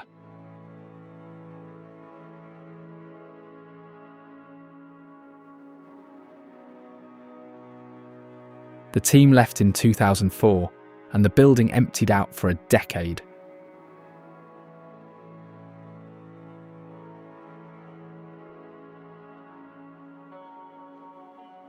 An outdoor retailer moved in and put a cypress swamp under the roof, with live alligators in it.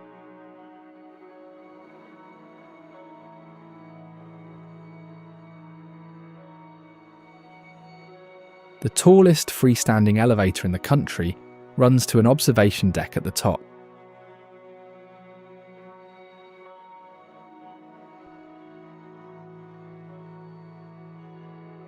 Getting across that river takes a mile of steel just downstream.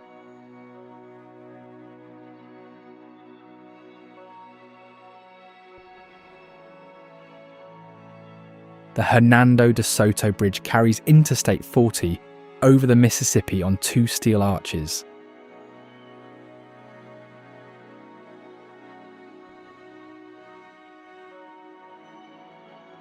It opened in 1973, and the arches spell out an M.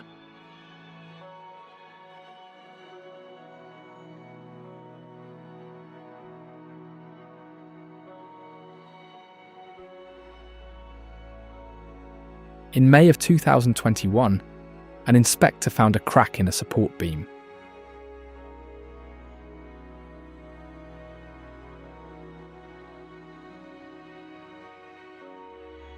It was wide enough to see river through.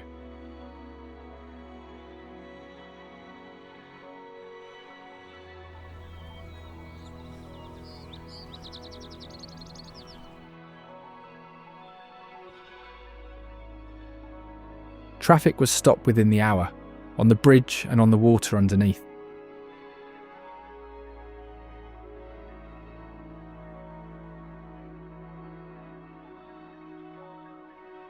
The crossing stayed shut for about 3 months.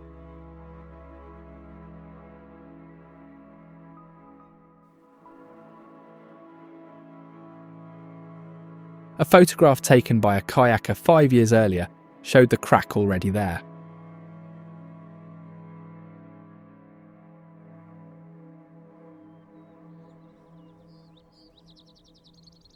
One end of the state balances on Welds, and the other end made Norris Lake.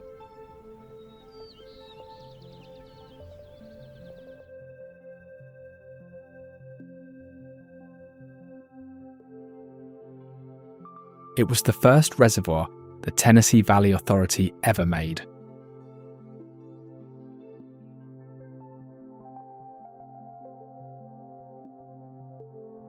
More than 800 miles of shoreline wind through the ridges of East Tennessee.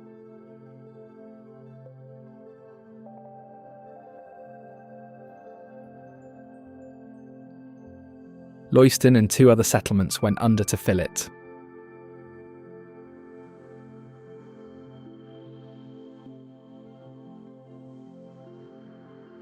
What was tried here was repeated across 7 states over the next 20 years.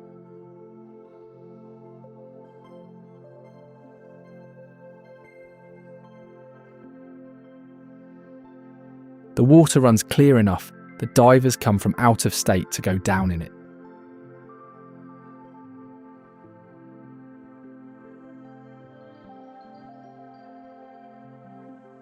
Bass boats, houseboats and fishing rigs work it from spring to autumn.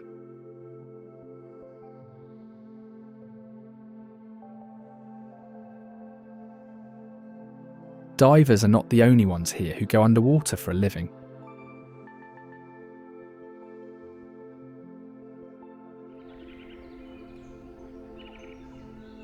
Loons have solid bones, where nearly every other bird has hollow ones.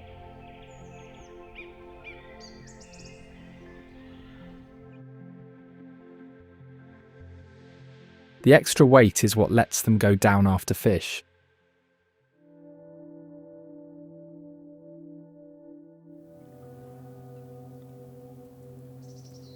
They flatten their feathers and push the air out to sink without a splash.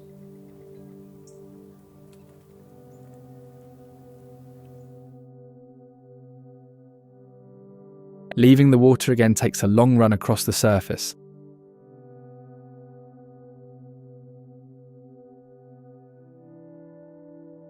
On land, they are nearly helpless.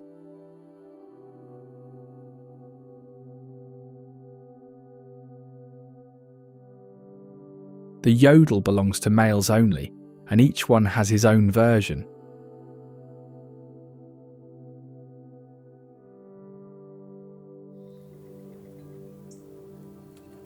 Tennessee gets them in winter, grey and mostly silent.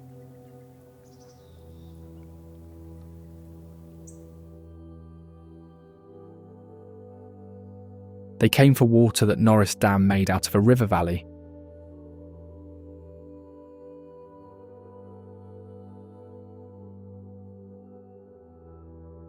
It was finished in 1936, the first piece of New Deal engineering in this valley.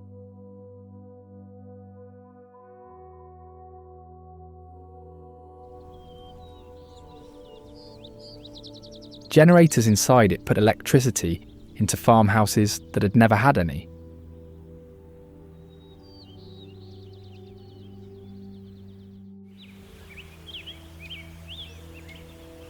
It also held back the floods and kept enough water in the channel for barges to run.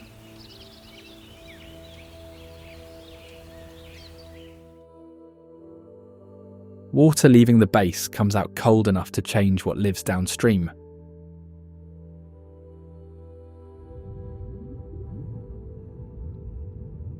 Brown trout are European fish.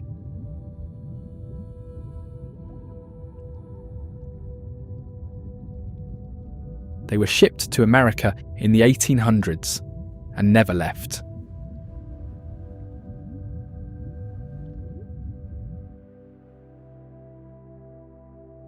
A big one feeds after dark.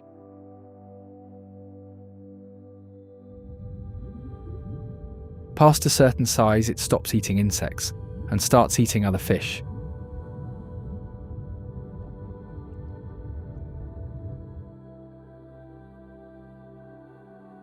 They spawn in autumn, and the female beats a nest into the gravel with her tail.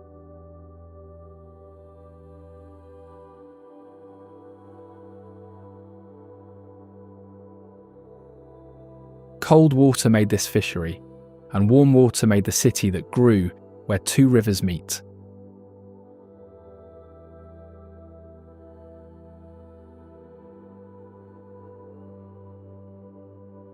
Knoxville began as a frontier fort, and it was Tennessee's first capital.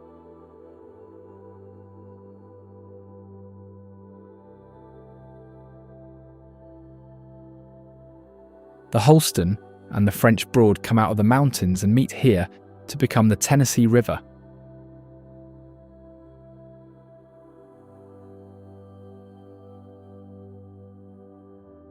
It grew into the largest city in East Tennessee, and its hospitals serve a dozen counties.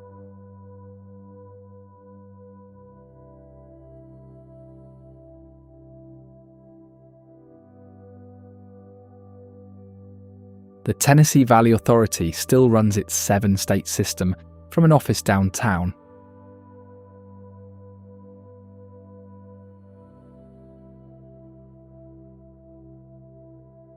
A lunchtime radio show called the Midday Merry-Go-Round went out from Gay Street 6 days a week.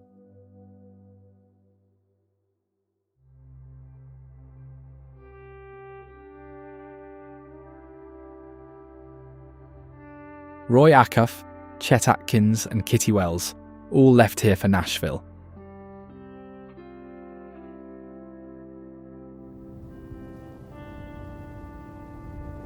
The Petro, chili poured over a split bag of corn chips, was invented at the fair here.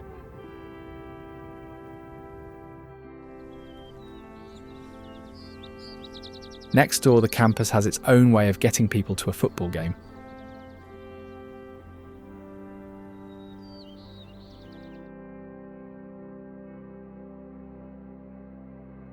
The University of Tennessee opened in 1794, 2 years before there was a Tennessee.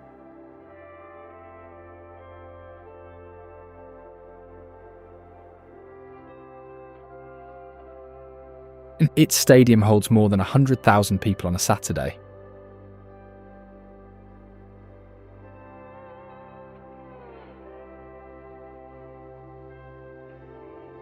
In 1962, a radio announcer got tired of game day traffic.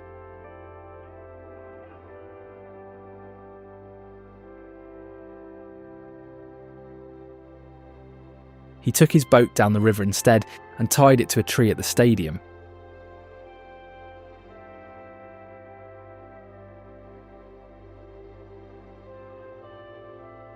Hundreds of boats now do it too, and the flotilla is called the Vol Navy.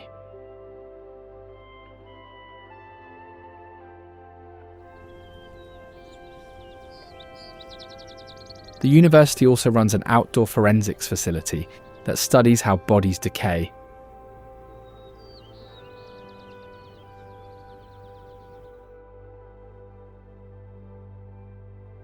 Research and football aside, the thing people photograph is the sun sphere.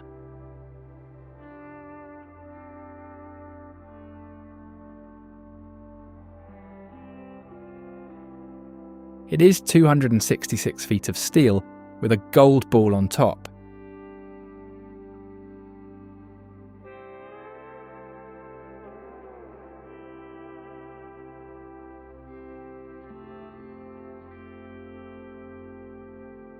The fair is gone, and this is nearly all that is left of it.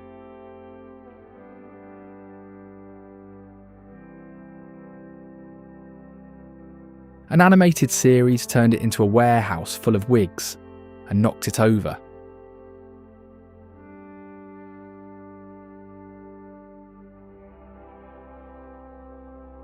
Nobody in Knoxville found that funny at the time.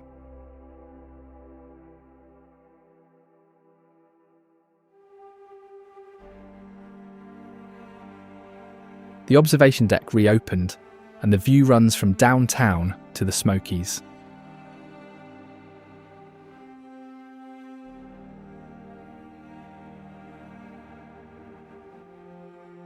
A neighbourhood upriver carries a name from a different century entirely.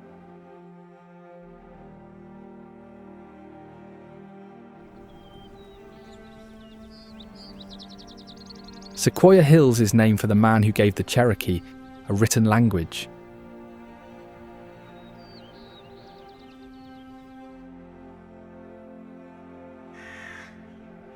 He could not read English or any other script.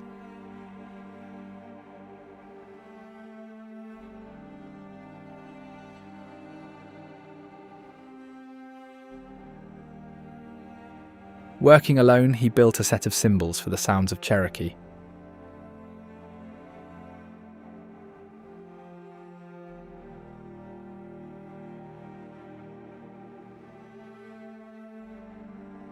It took him years, and his neighbours were certain he had lost his mind.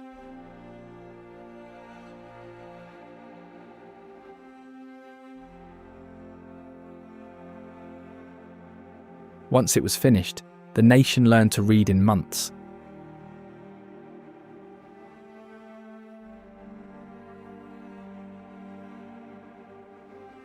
The neighbourhood built on his name is boulevards, old houses, and a riverside greenway.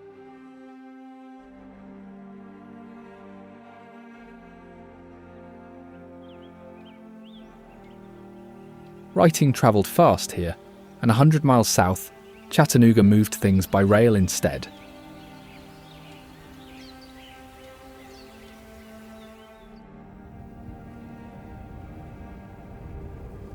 It became a railroad town because the ridges funnel everything through one gap in the mountains.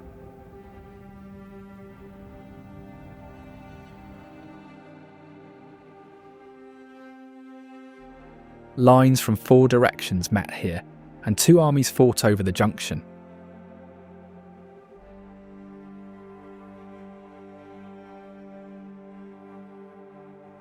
A bakery here made the first moon pie for a miner who wanted a snack as big as the moon.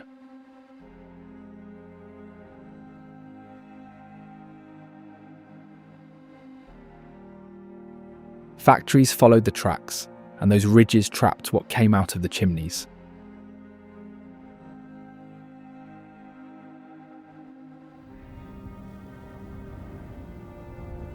In 1969, the federal government named it the worst city in the country for particle pollution.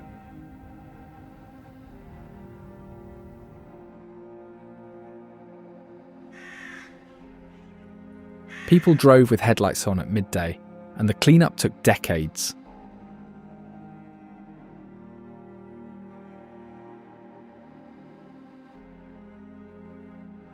In 2010, the city-owned utility switched on the country's first citywide gigabit network.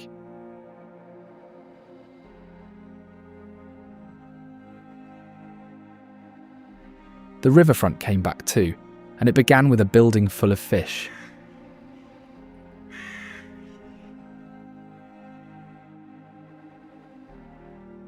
The Tennessee Aquarium opened in 1992 on a riverfront nobody wanted.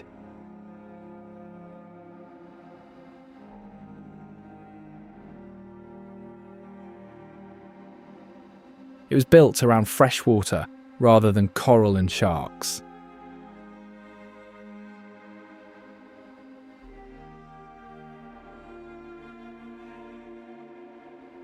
The tanks follow one river from a spring in the mountains all the way to the Gulf.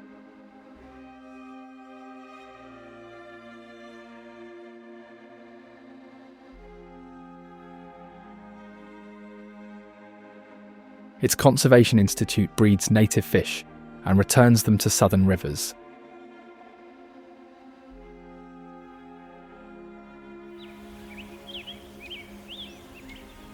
Lake sturgeon had vanished from Tennessee, and thousands have gone back in since.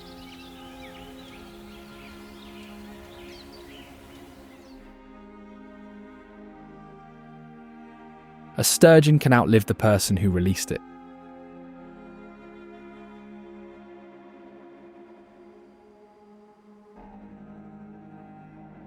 One block over, the Walnut Street Bridge carries walkers across the river.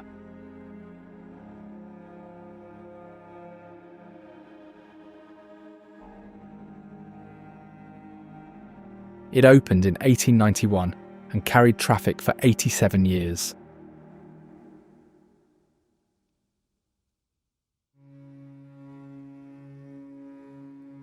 The bridge linked the White City on one bank to the black neighbourhoods on the other.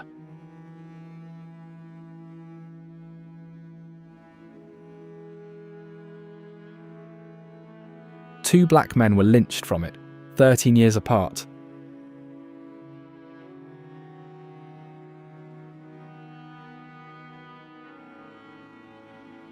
The second was Ed Johnson, convicted by an all-white jury.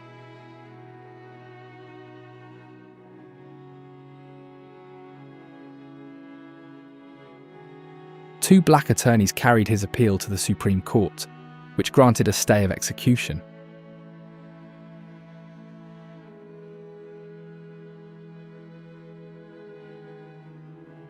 That night, the sheriff sent his deputies home, and a mob took Johnson from the jail.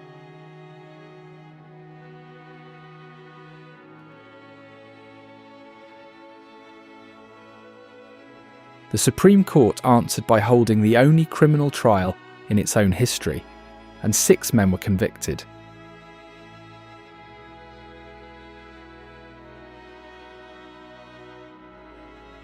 A memorial went up beside the bridge, and the old terminal nearby became a hotel.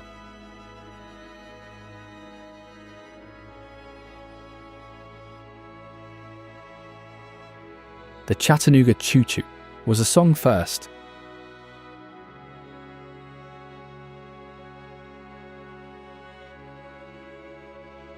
Glenn Miller recorded it in 1941.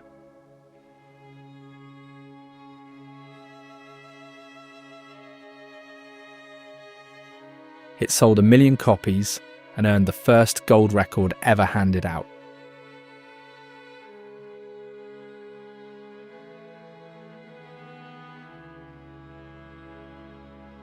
Terminal Station itself had opened decades earlier and closed in 1970.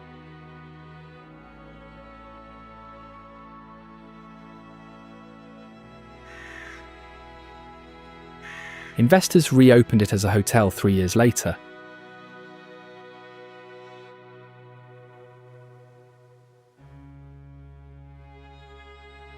Some of the rooms are converted rail cars parked on the old tracks.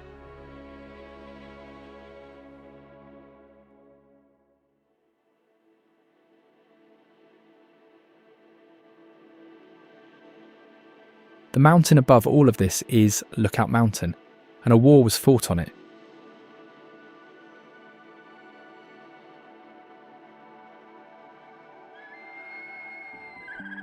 It rises about 2,000 feet over the river bend.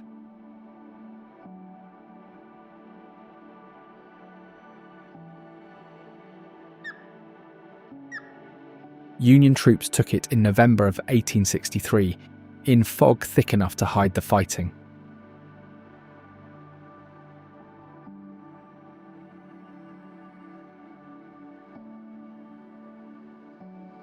People called it the Battle Above the Clouds afterward.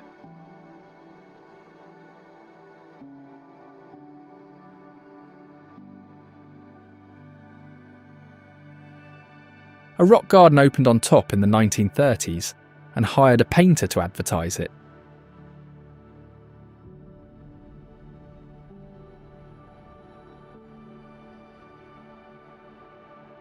About 900 barns across 19 states carried Sea Rock City, and farmers got a free paint job.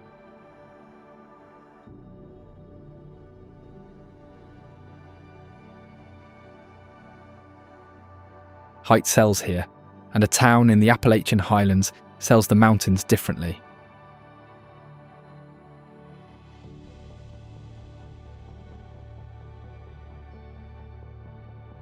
Johnson City began as a railroad depot in the Appalachian Highlands.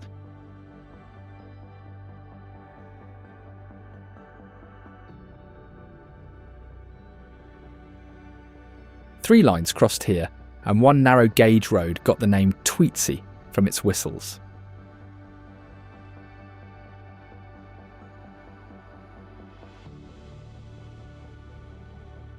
A home for disabled Civil War veterans opened here in 1903.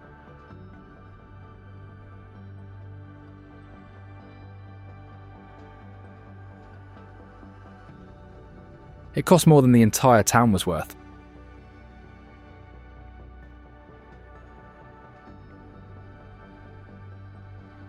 That campus is a veterans' hospital now.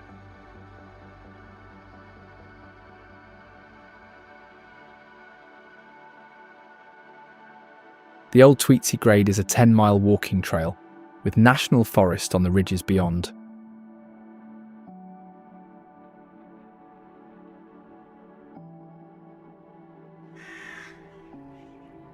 Two college students started a barbecue pit in 1980 and moved it into an old fire hall.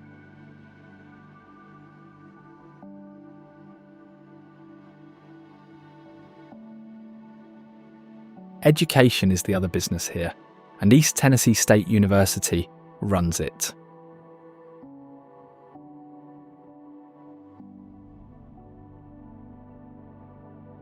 It opened in 1911 to train school teachers.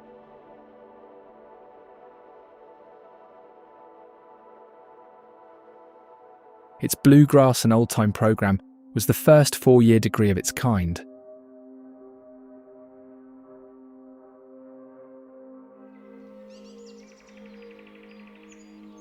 Banjo and fiddle are taken for credit here, right alongside medicine and public health.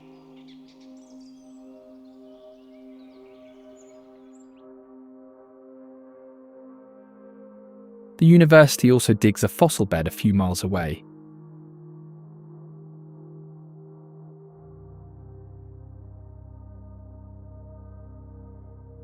Red pandas, mastodons, tapirs and alligators have all been dug out of it.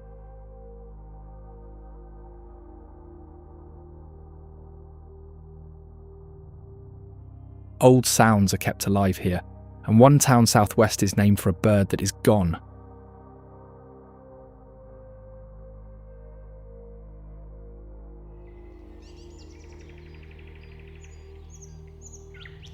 Pigeon Forge is named after a bird nobody alive has ever seen.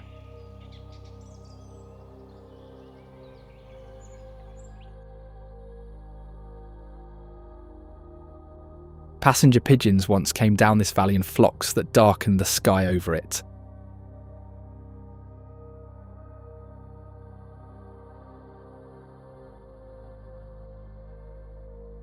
They fed on beech nuts along the river, and their weight snapped the limbs.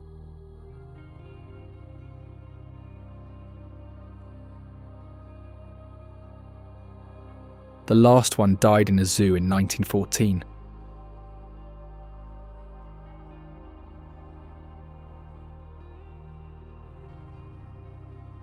Half of the name came from an iron forge built beside the water.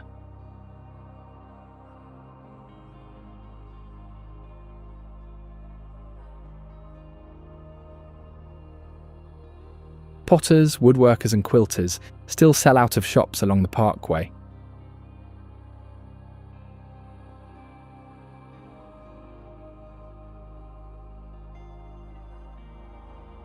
Pancake houses run one after another through town, and one has been at it 3 generations.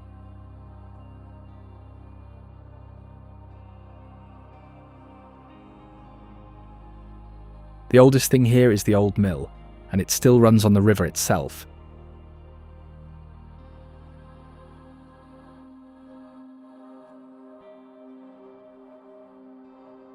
It was built in 1830 and has been grinding ever since.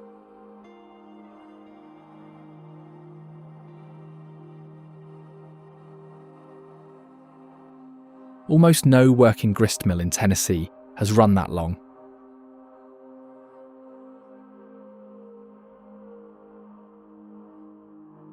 A dam across the Little Pigeon River turns the wheel, and water does all the work.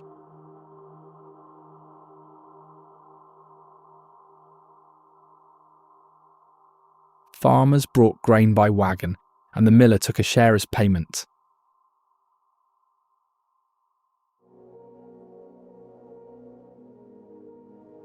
The original grinding stones ran 147 years before they were replaced.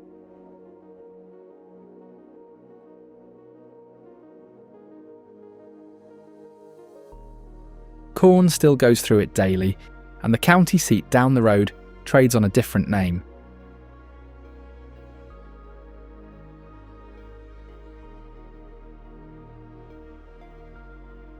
Sevierville is the county seat, older than the tourist towns above it in the foothills.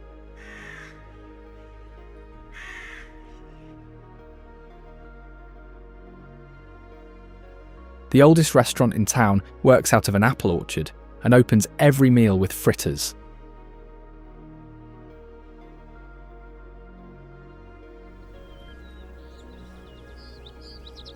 A bronze girl in bare feet holds a guitar on the courthouse lawn, and Dolly Parton grew up here.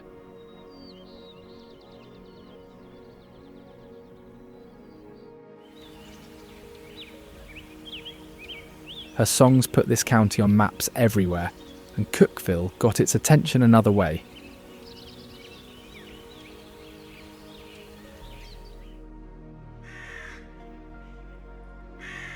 It anchors the upper Cumberland, roughly halfway between Nashville and Knoxville.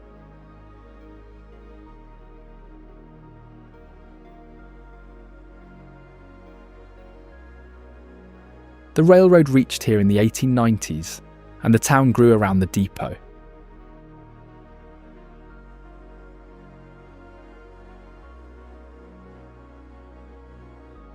Farms, hospitals, and colleges for a dozen counties all run through it.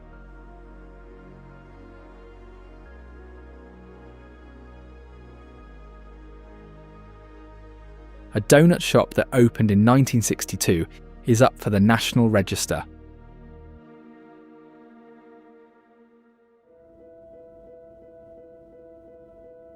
On a night in March of 2020, a tornado came through at 2 a.m.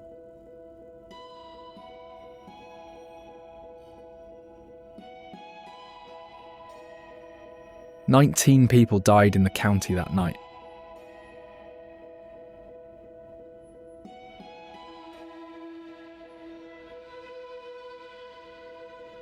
Volunteers were on the ground before daylight, and the university in town sent students by the busload.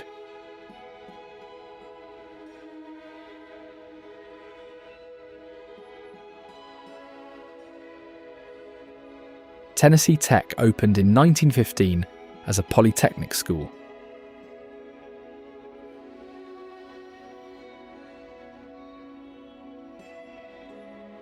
engineering is still what it is known for.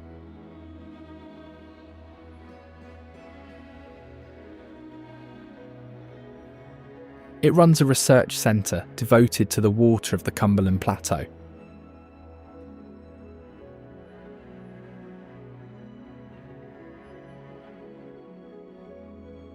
Limestone runs under all of this, and it once destroyed Hales Bar Dam.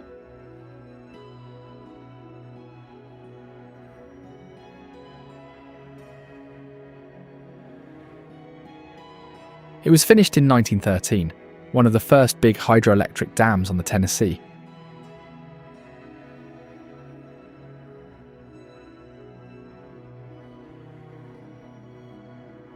The limestone under it was cracked and hollow, and water went through from the day the gates closed.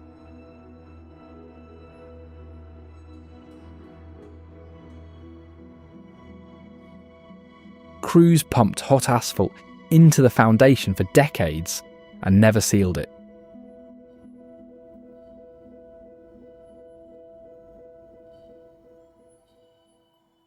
TVA built a better dam downstream instead, and this one was torn out in 1968.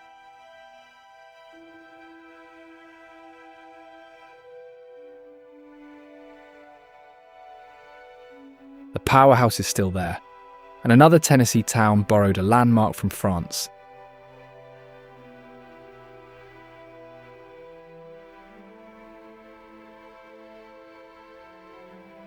Paris is the county seat of Henry County, out in the northwest corner of the state.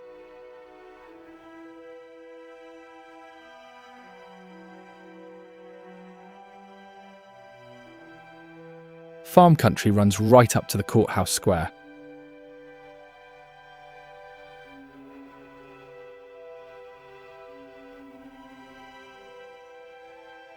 Since 1953, the town has held what it calls the world's biggest fish fry.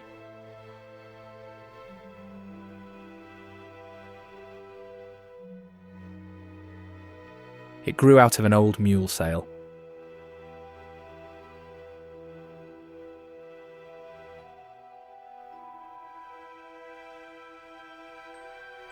Catfish comes out of the fries by the ton, alongside a parade, a rodeo, and a pageant.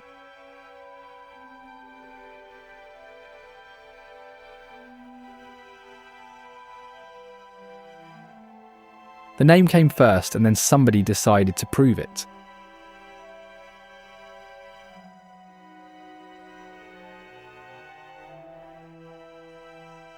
The Eiffel Tower in this Paris is 70 feet tall.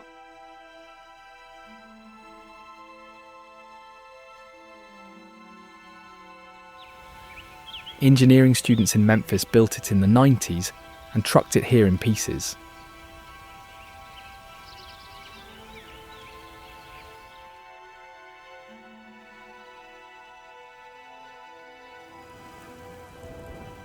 A copied landmark is one way to be noticed, and the courthouse is the older one.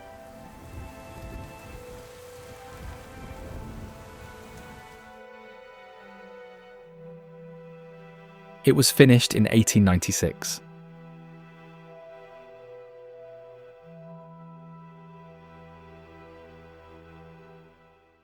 Its clock tower was the tallest thing in town for a century.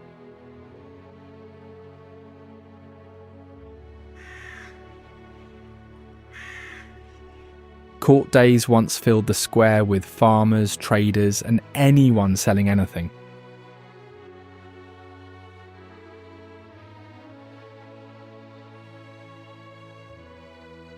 The square still closes for the fish fry every spring.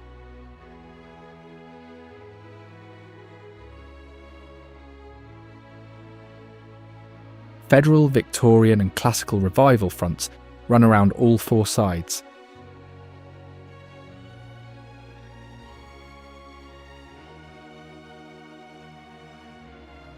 "20 miles out, the land runs into a lake that swallowed a river town.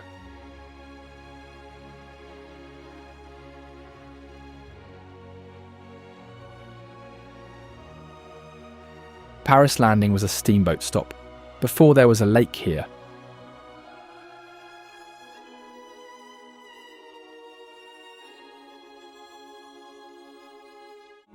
Kentucky Lake came up over the landing and everything near it in the 1940s.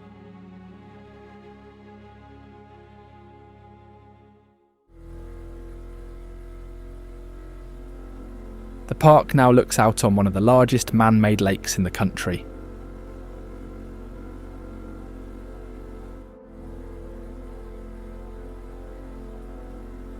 Bass boats launch where flatboats used to tie up.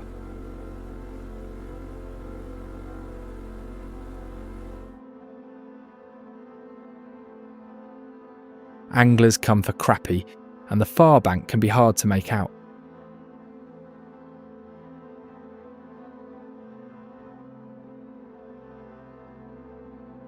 Winter pulls the water down and the old shoreline shows again.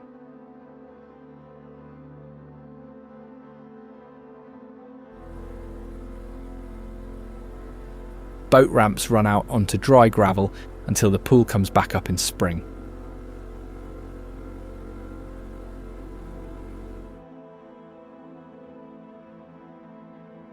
Water hides plenty in this state, and the Bellwitch Cave hides something nobody can settle.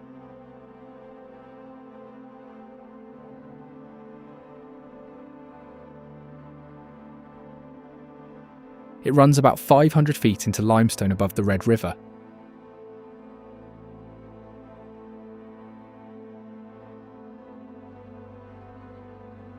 The land above belonged to John Bell, whose family said something in the house tormented them.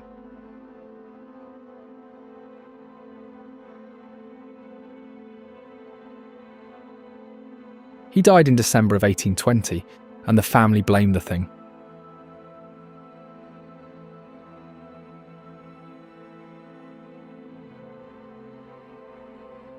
A state marker at Adams still records it that way, though the account was written down decades later.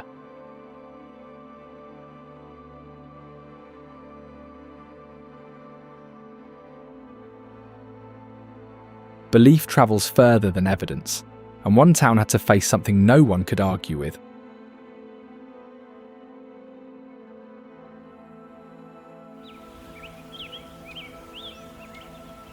Clinton is an old county seat on the Clinch River.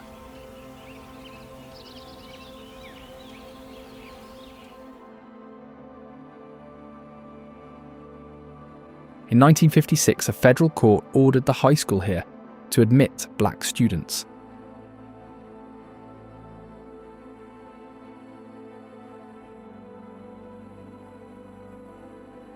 No public high school in the state had done it before.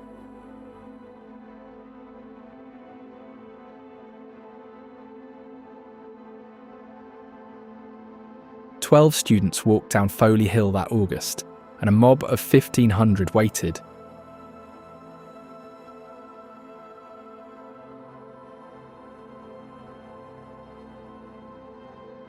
Guardsmen set up outside a soda fountain that still serves burgers and blue plate specials.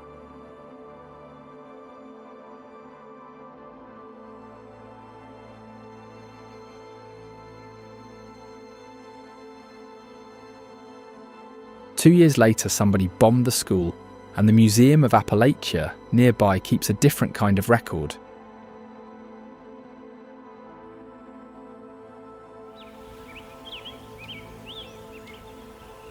It is not one building, but a farm full of them.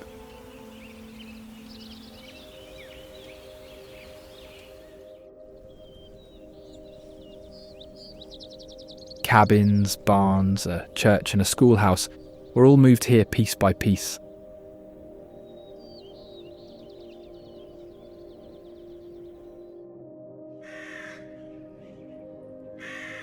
One man spent decades collecting them and the things inside them.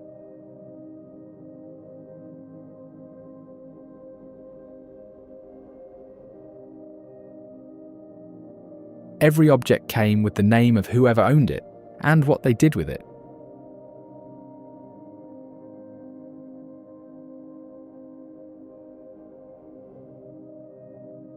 Rooms are full of homemade fiddles, dulcimers, and tools nobody makes anymore.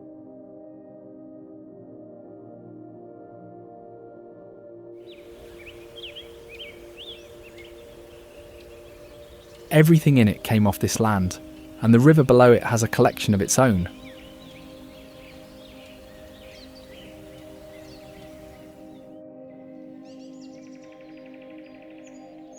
The Clinch River holds more endangered freshwater mussels than any other river in North America.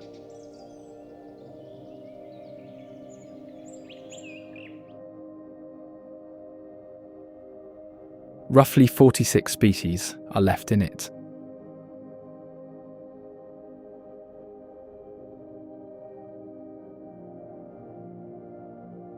A single mussel can filter 5 to 20 gallons of water in a day.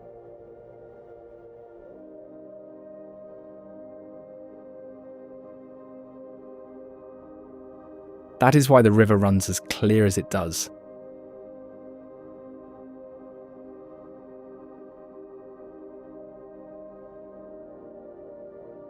More than 100 kinds of fish live here too.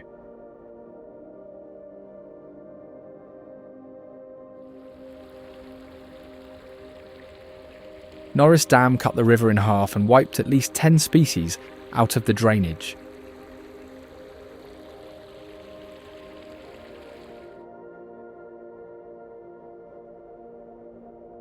Biologists now raise mussels in tanks and put them back by hand.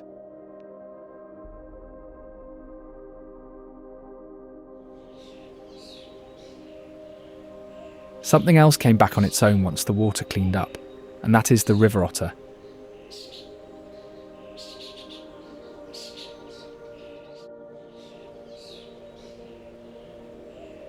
Its fur is packed so tightly that water never reaches the skin.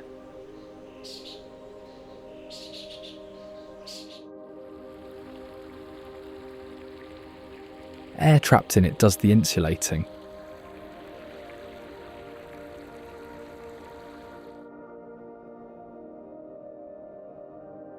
That coat is exactly why trappers wanted them.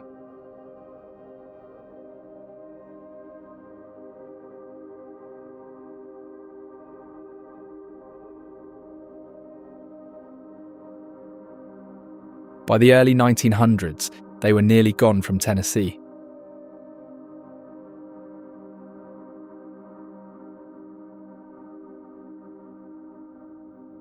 Wildlife crews released them back into these rivers in the 1980s.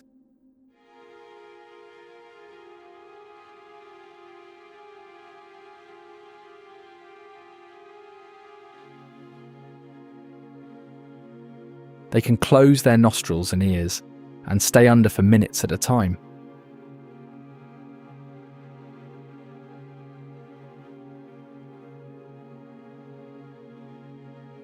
In winter they slide down mud banks for no clear reason.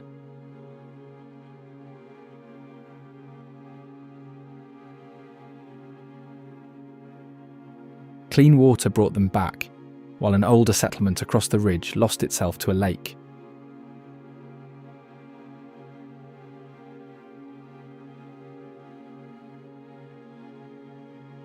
Bean Station is one of the oldest settlements in East Tennessee.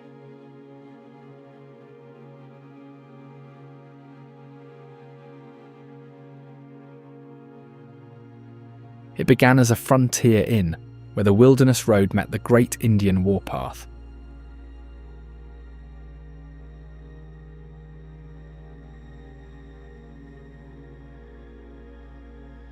Cherokee Dam went up in the 1940s and put most of the old town underwater.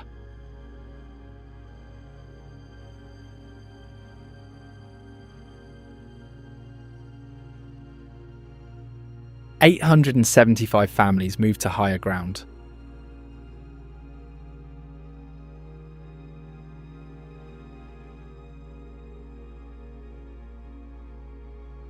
Crews took the inn apart and stockpiled the stone and logs, and nobody ever put it back.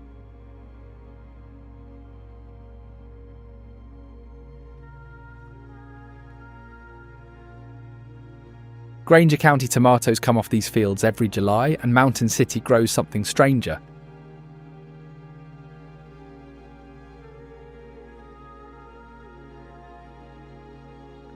It fills the northeastern corner of Tennessee, ringed by the Blue Ridge and the Iron Mountains.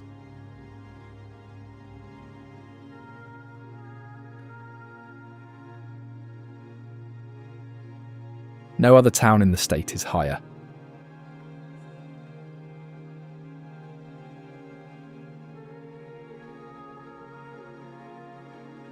A fiddler's convention has run here since 1925.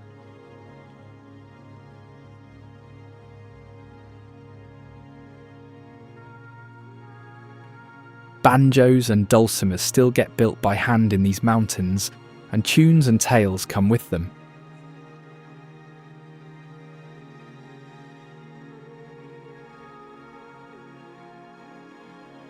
Ramps come out of these woods in spring, fried with eggs and potatoes.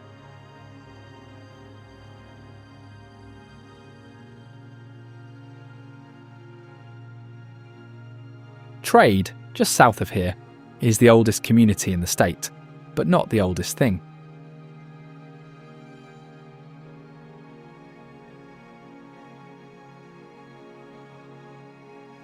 Pinson Mounds holds the largest group of middle woodland earthworks in the country.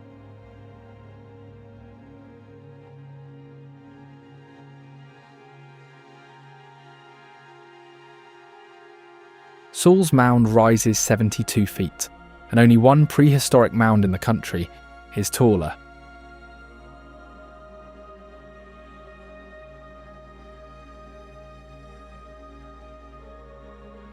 Nobody lived here.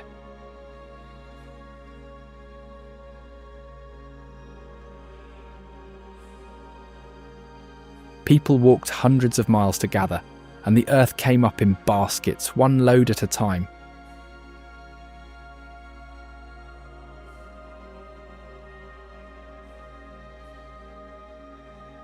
Three of the mounds hold burials, and those are graves before they are anything else.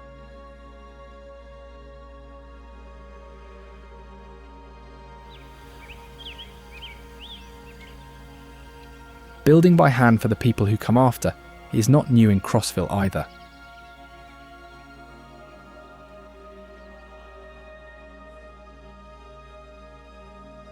It is up on the Cumberland Plateau where the land goes flat.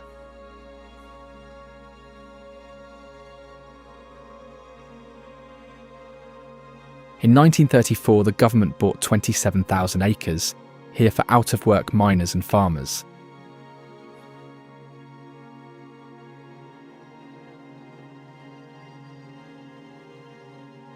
About 250 families quarried the stone and built their own houses.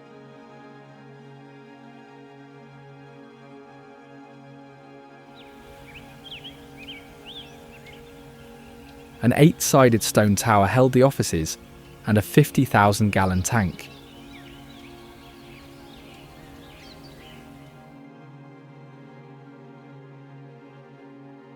The homesteaders grew their own food, and Plateau farms still sell sorghum and late tomatoes by the road.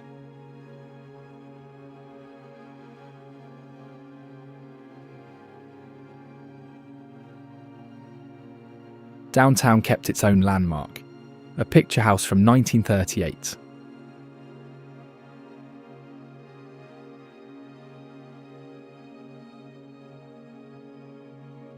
The Palace Theatre opened in 1938 on Main Street.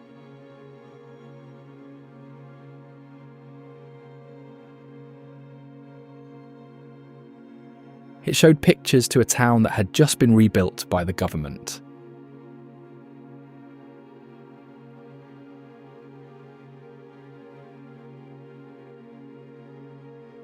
The building went dark for years, as most small-town theatres did.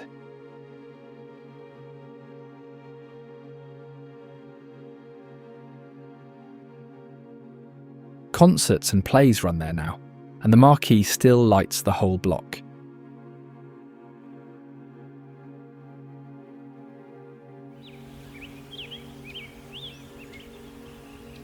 The woods outside town hold something older than any building in it, the eastern box turtle.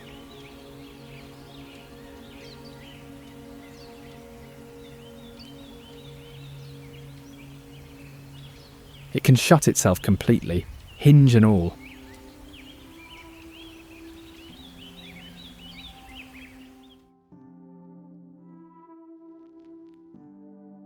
Nothing gets in once the shell closes.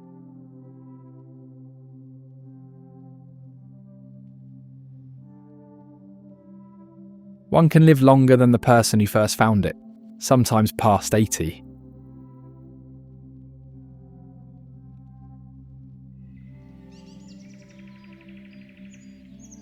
It will spend that whole life inside a few acres, unlike the water below the plateau.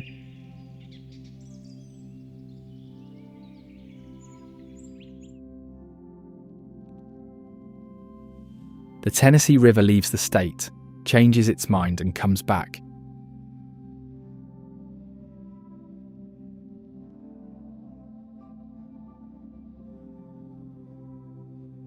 It runs southwest out of Knoxville into Alabama, turns west, and then heads north again.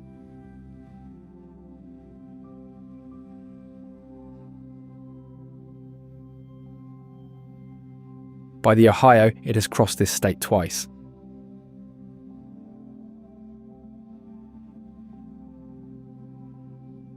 More kinds of fish and mussels live in it than in any river on the continent.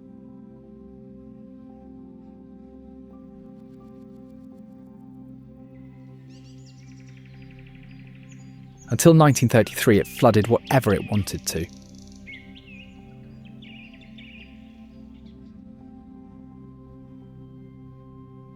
Then the Tennessee Valley Authority put dams down the whole length of it.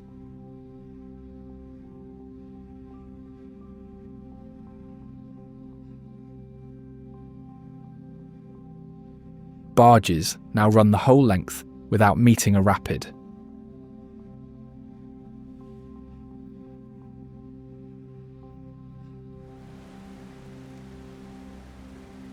One of them, Chickamauga Dam, did something to this valley nobody expects of concrete.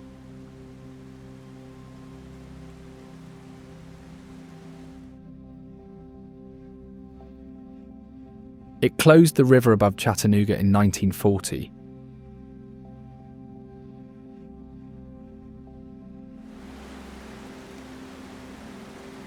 Flooding was the reason, and the city had been hit again and again.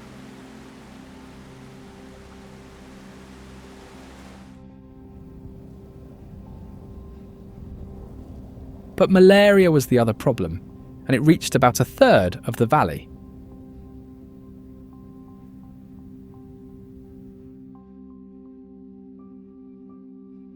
Mosquitoes bred in still water along the banks.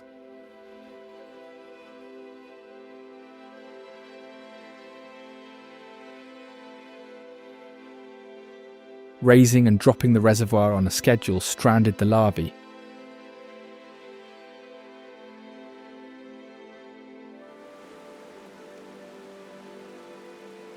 Malaria left this valley inside a generation.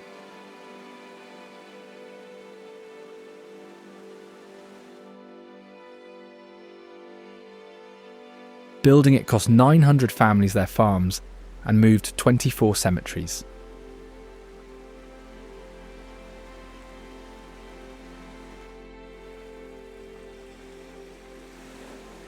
Wide, slow water is what replaced them, and something enormous winters on it.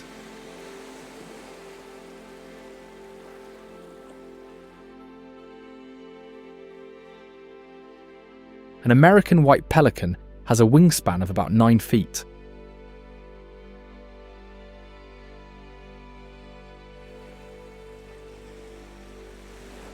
Very few birds on this continent are bigger.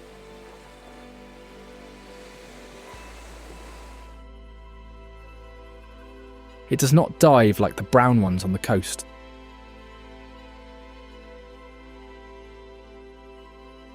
A group swims in a line and drives fish into the shallows together.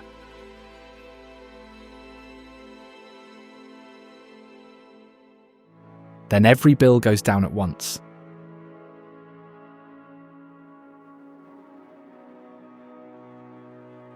In spring, a plate of horn grows on the upper bill and is shed after breeding.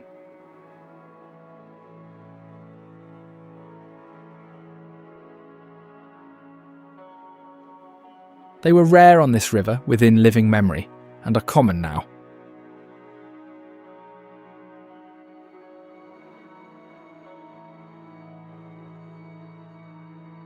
water made most of this state, and one city upstream, on a different river, made itself.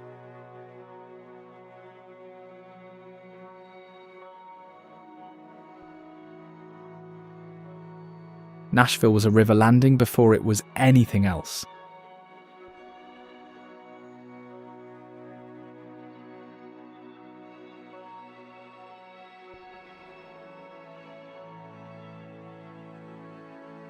Fisk University opened here after the war to teach people who had been enslaved.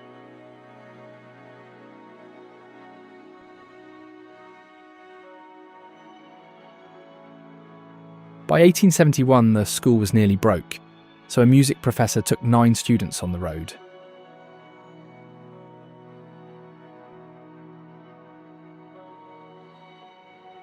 The Fisk Jubilee Singers toured Britain and sang for the Queen.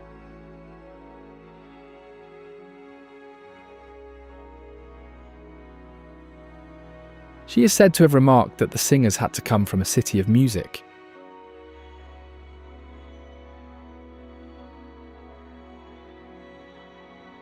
Nobody has ever proved she said it, and the school was saved either way.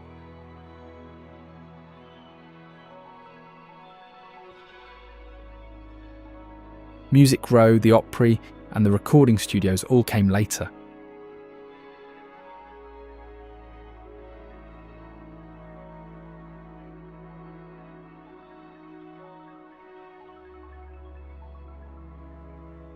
The other thing this city is known for is hot chicken, and it started as revenge.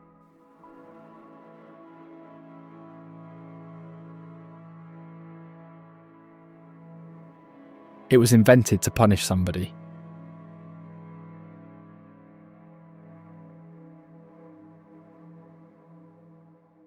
In the 1930s, a man named Thornton Prince kept late hours.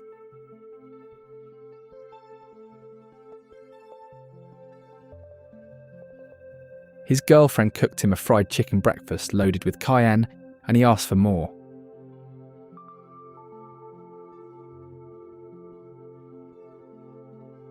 Prince and his brothers opened a chicken shack on Jefferson Street.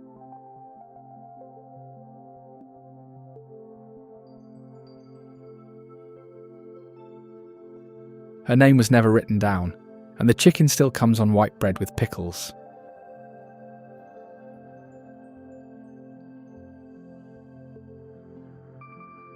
Crossing the river on foot is the other thing everyone does here.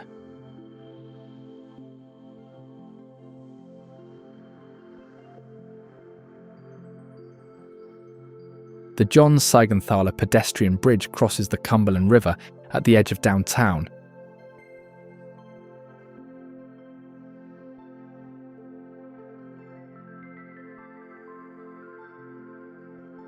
It opened in 1909 and carried traffic for 90 years before it was condemned.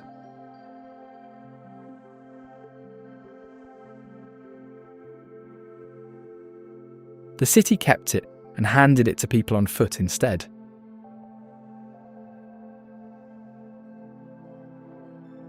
It is one of the longest pedestrian bridges anywhere.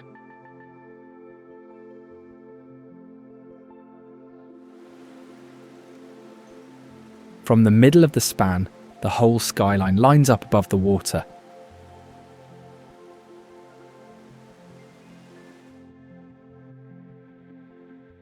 That water is the reason any of it is there.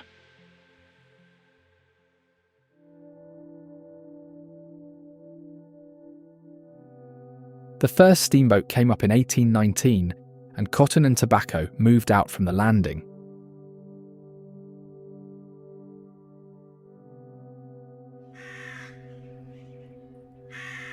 Up on the hill above it, the Tennessee state capitol took 14 years to finish.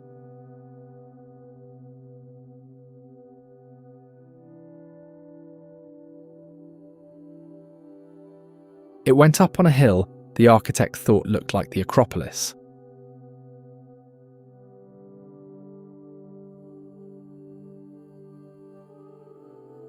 William Strickland started it in 1845.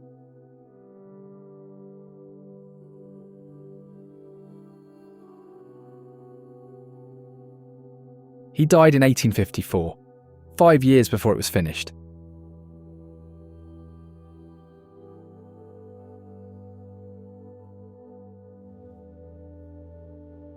They entombed him inside the north entrance wall, and he is still there.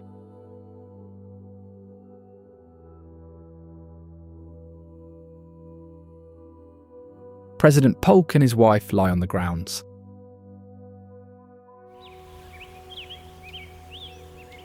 The whole thing took 14 years and 3 times the money anyone expected.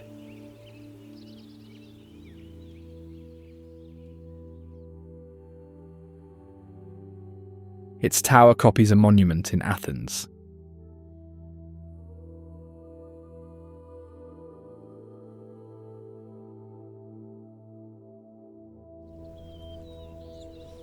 A park below the hill lays the whole state out flat in granite.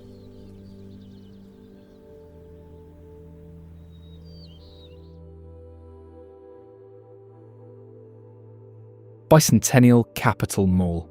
State Park holds a granite map of the state 200 feet across.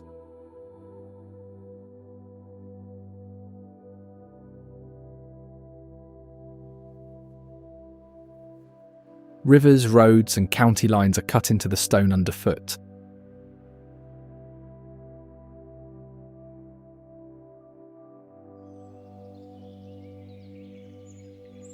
"95 bells are set in a row nearby, one for each county in the state.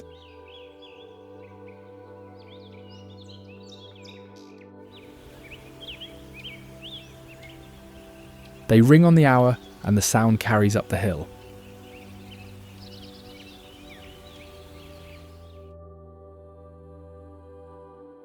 A granite globe weighing 18,000 pounds turns on a film of water nearby.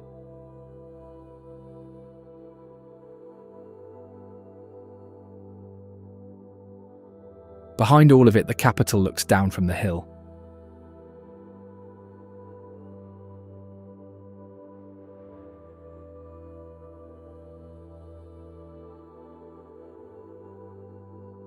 Across the river, Nissan Stadium fills up on Sundays.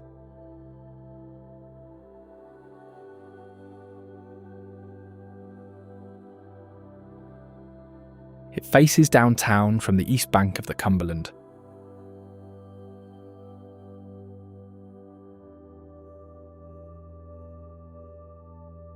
The Titans have played there since 1999.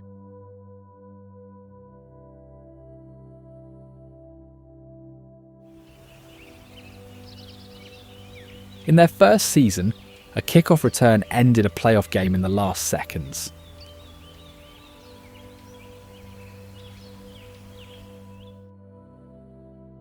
People here still call it the Music City Miracle.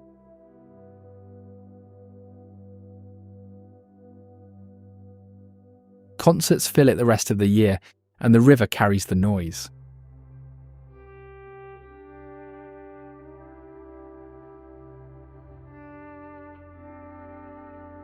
Another landmark across town copies a building from the other side of the world.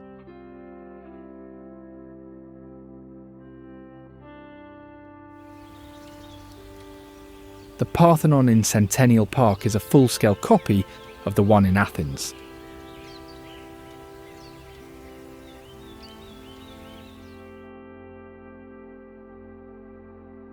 It is the only full-size reproduction of that building anywhere.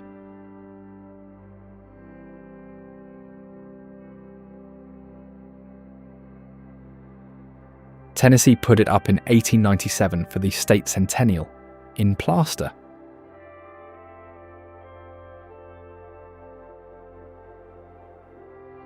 The plaster was meant to last a single season, and it lasted 25 years.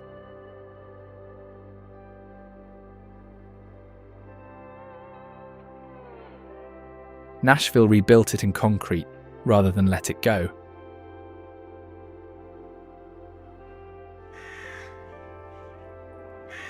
Inside is a statue of Athena, 42 feet high, covered in gold leaf.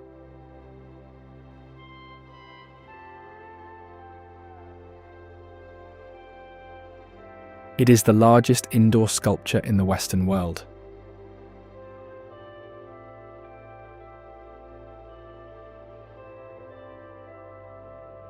That makes it a copy of a ruin, built new, in a state that keeps rebuilding what it loses. This is Tennessee, a land of hidden wonders and remarkable architectural marvels.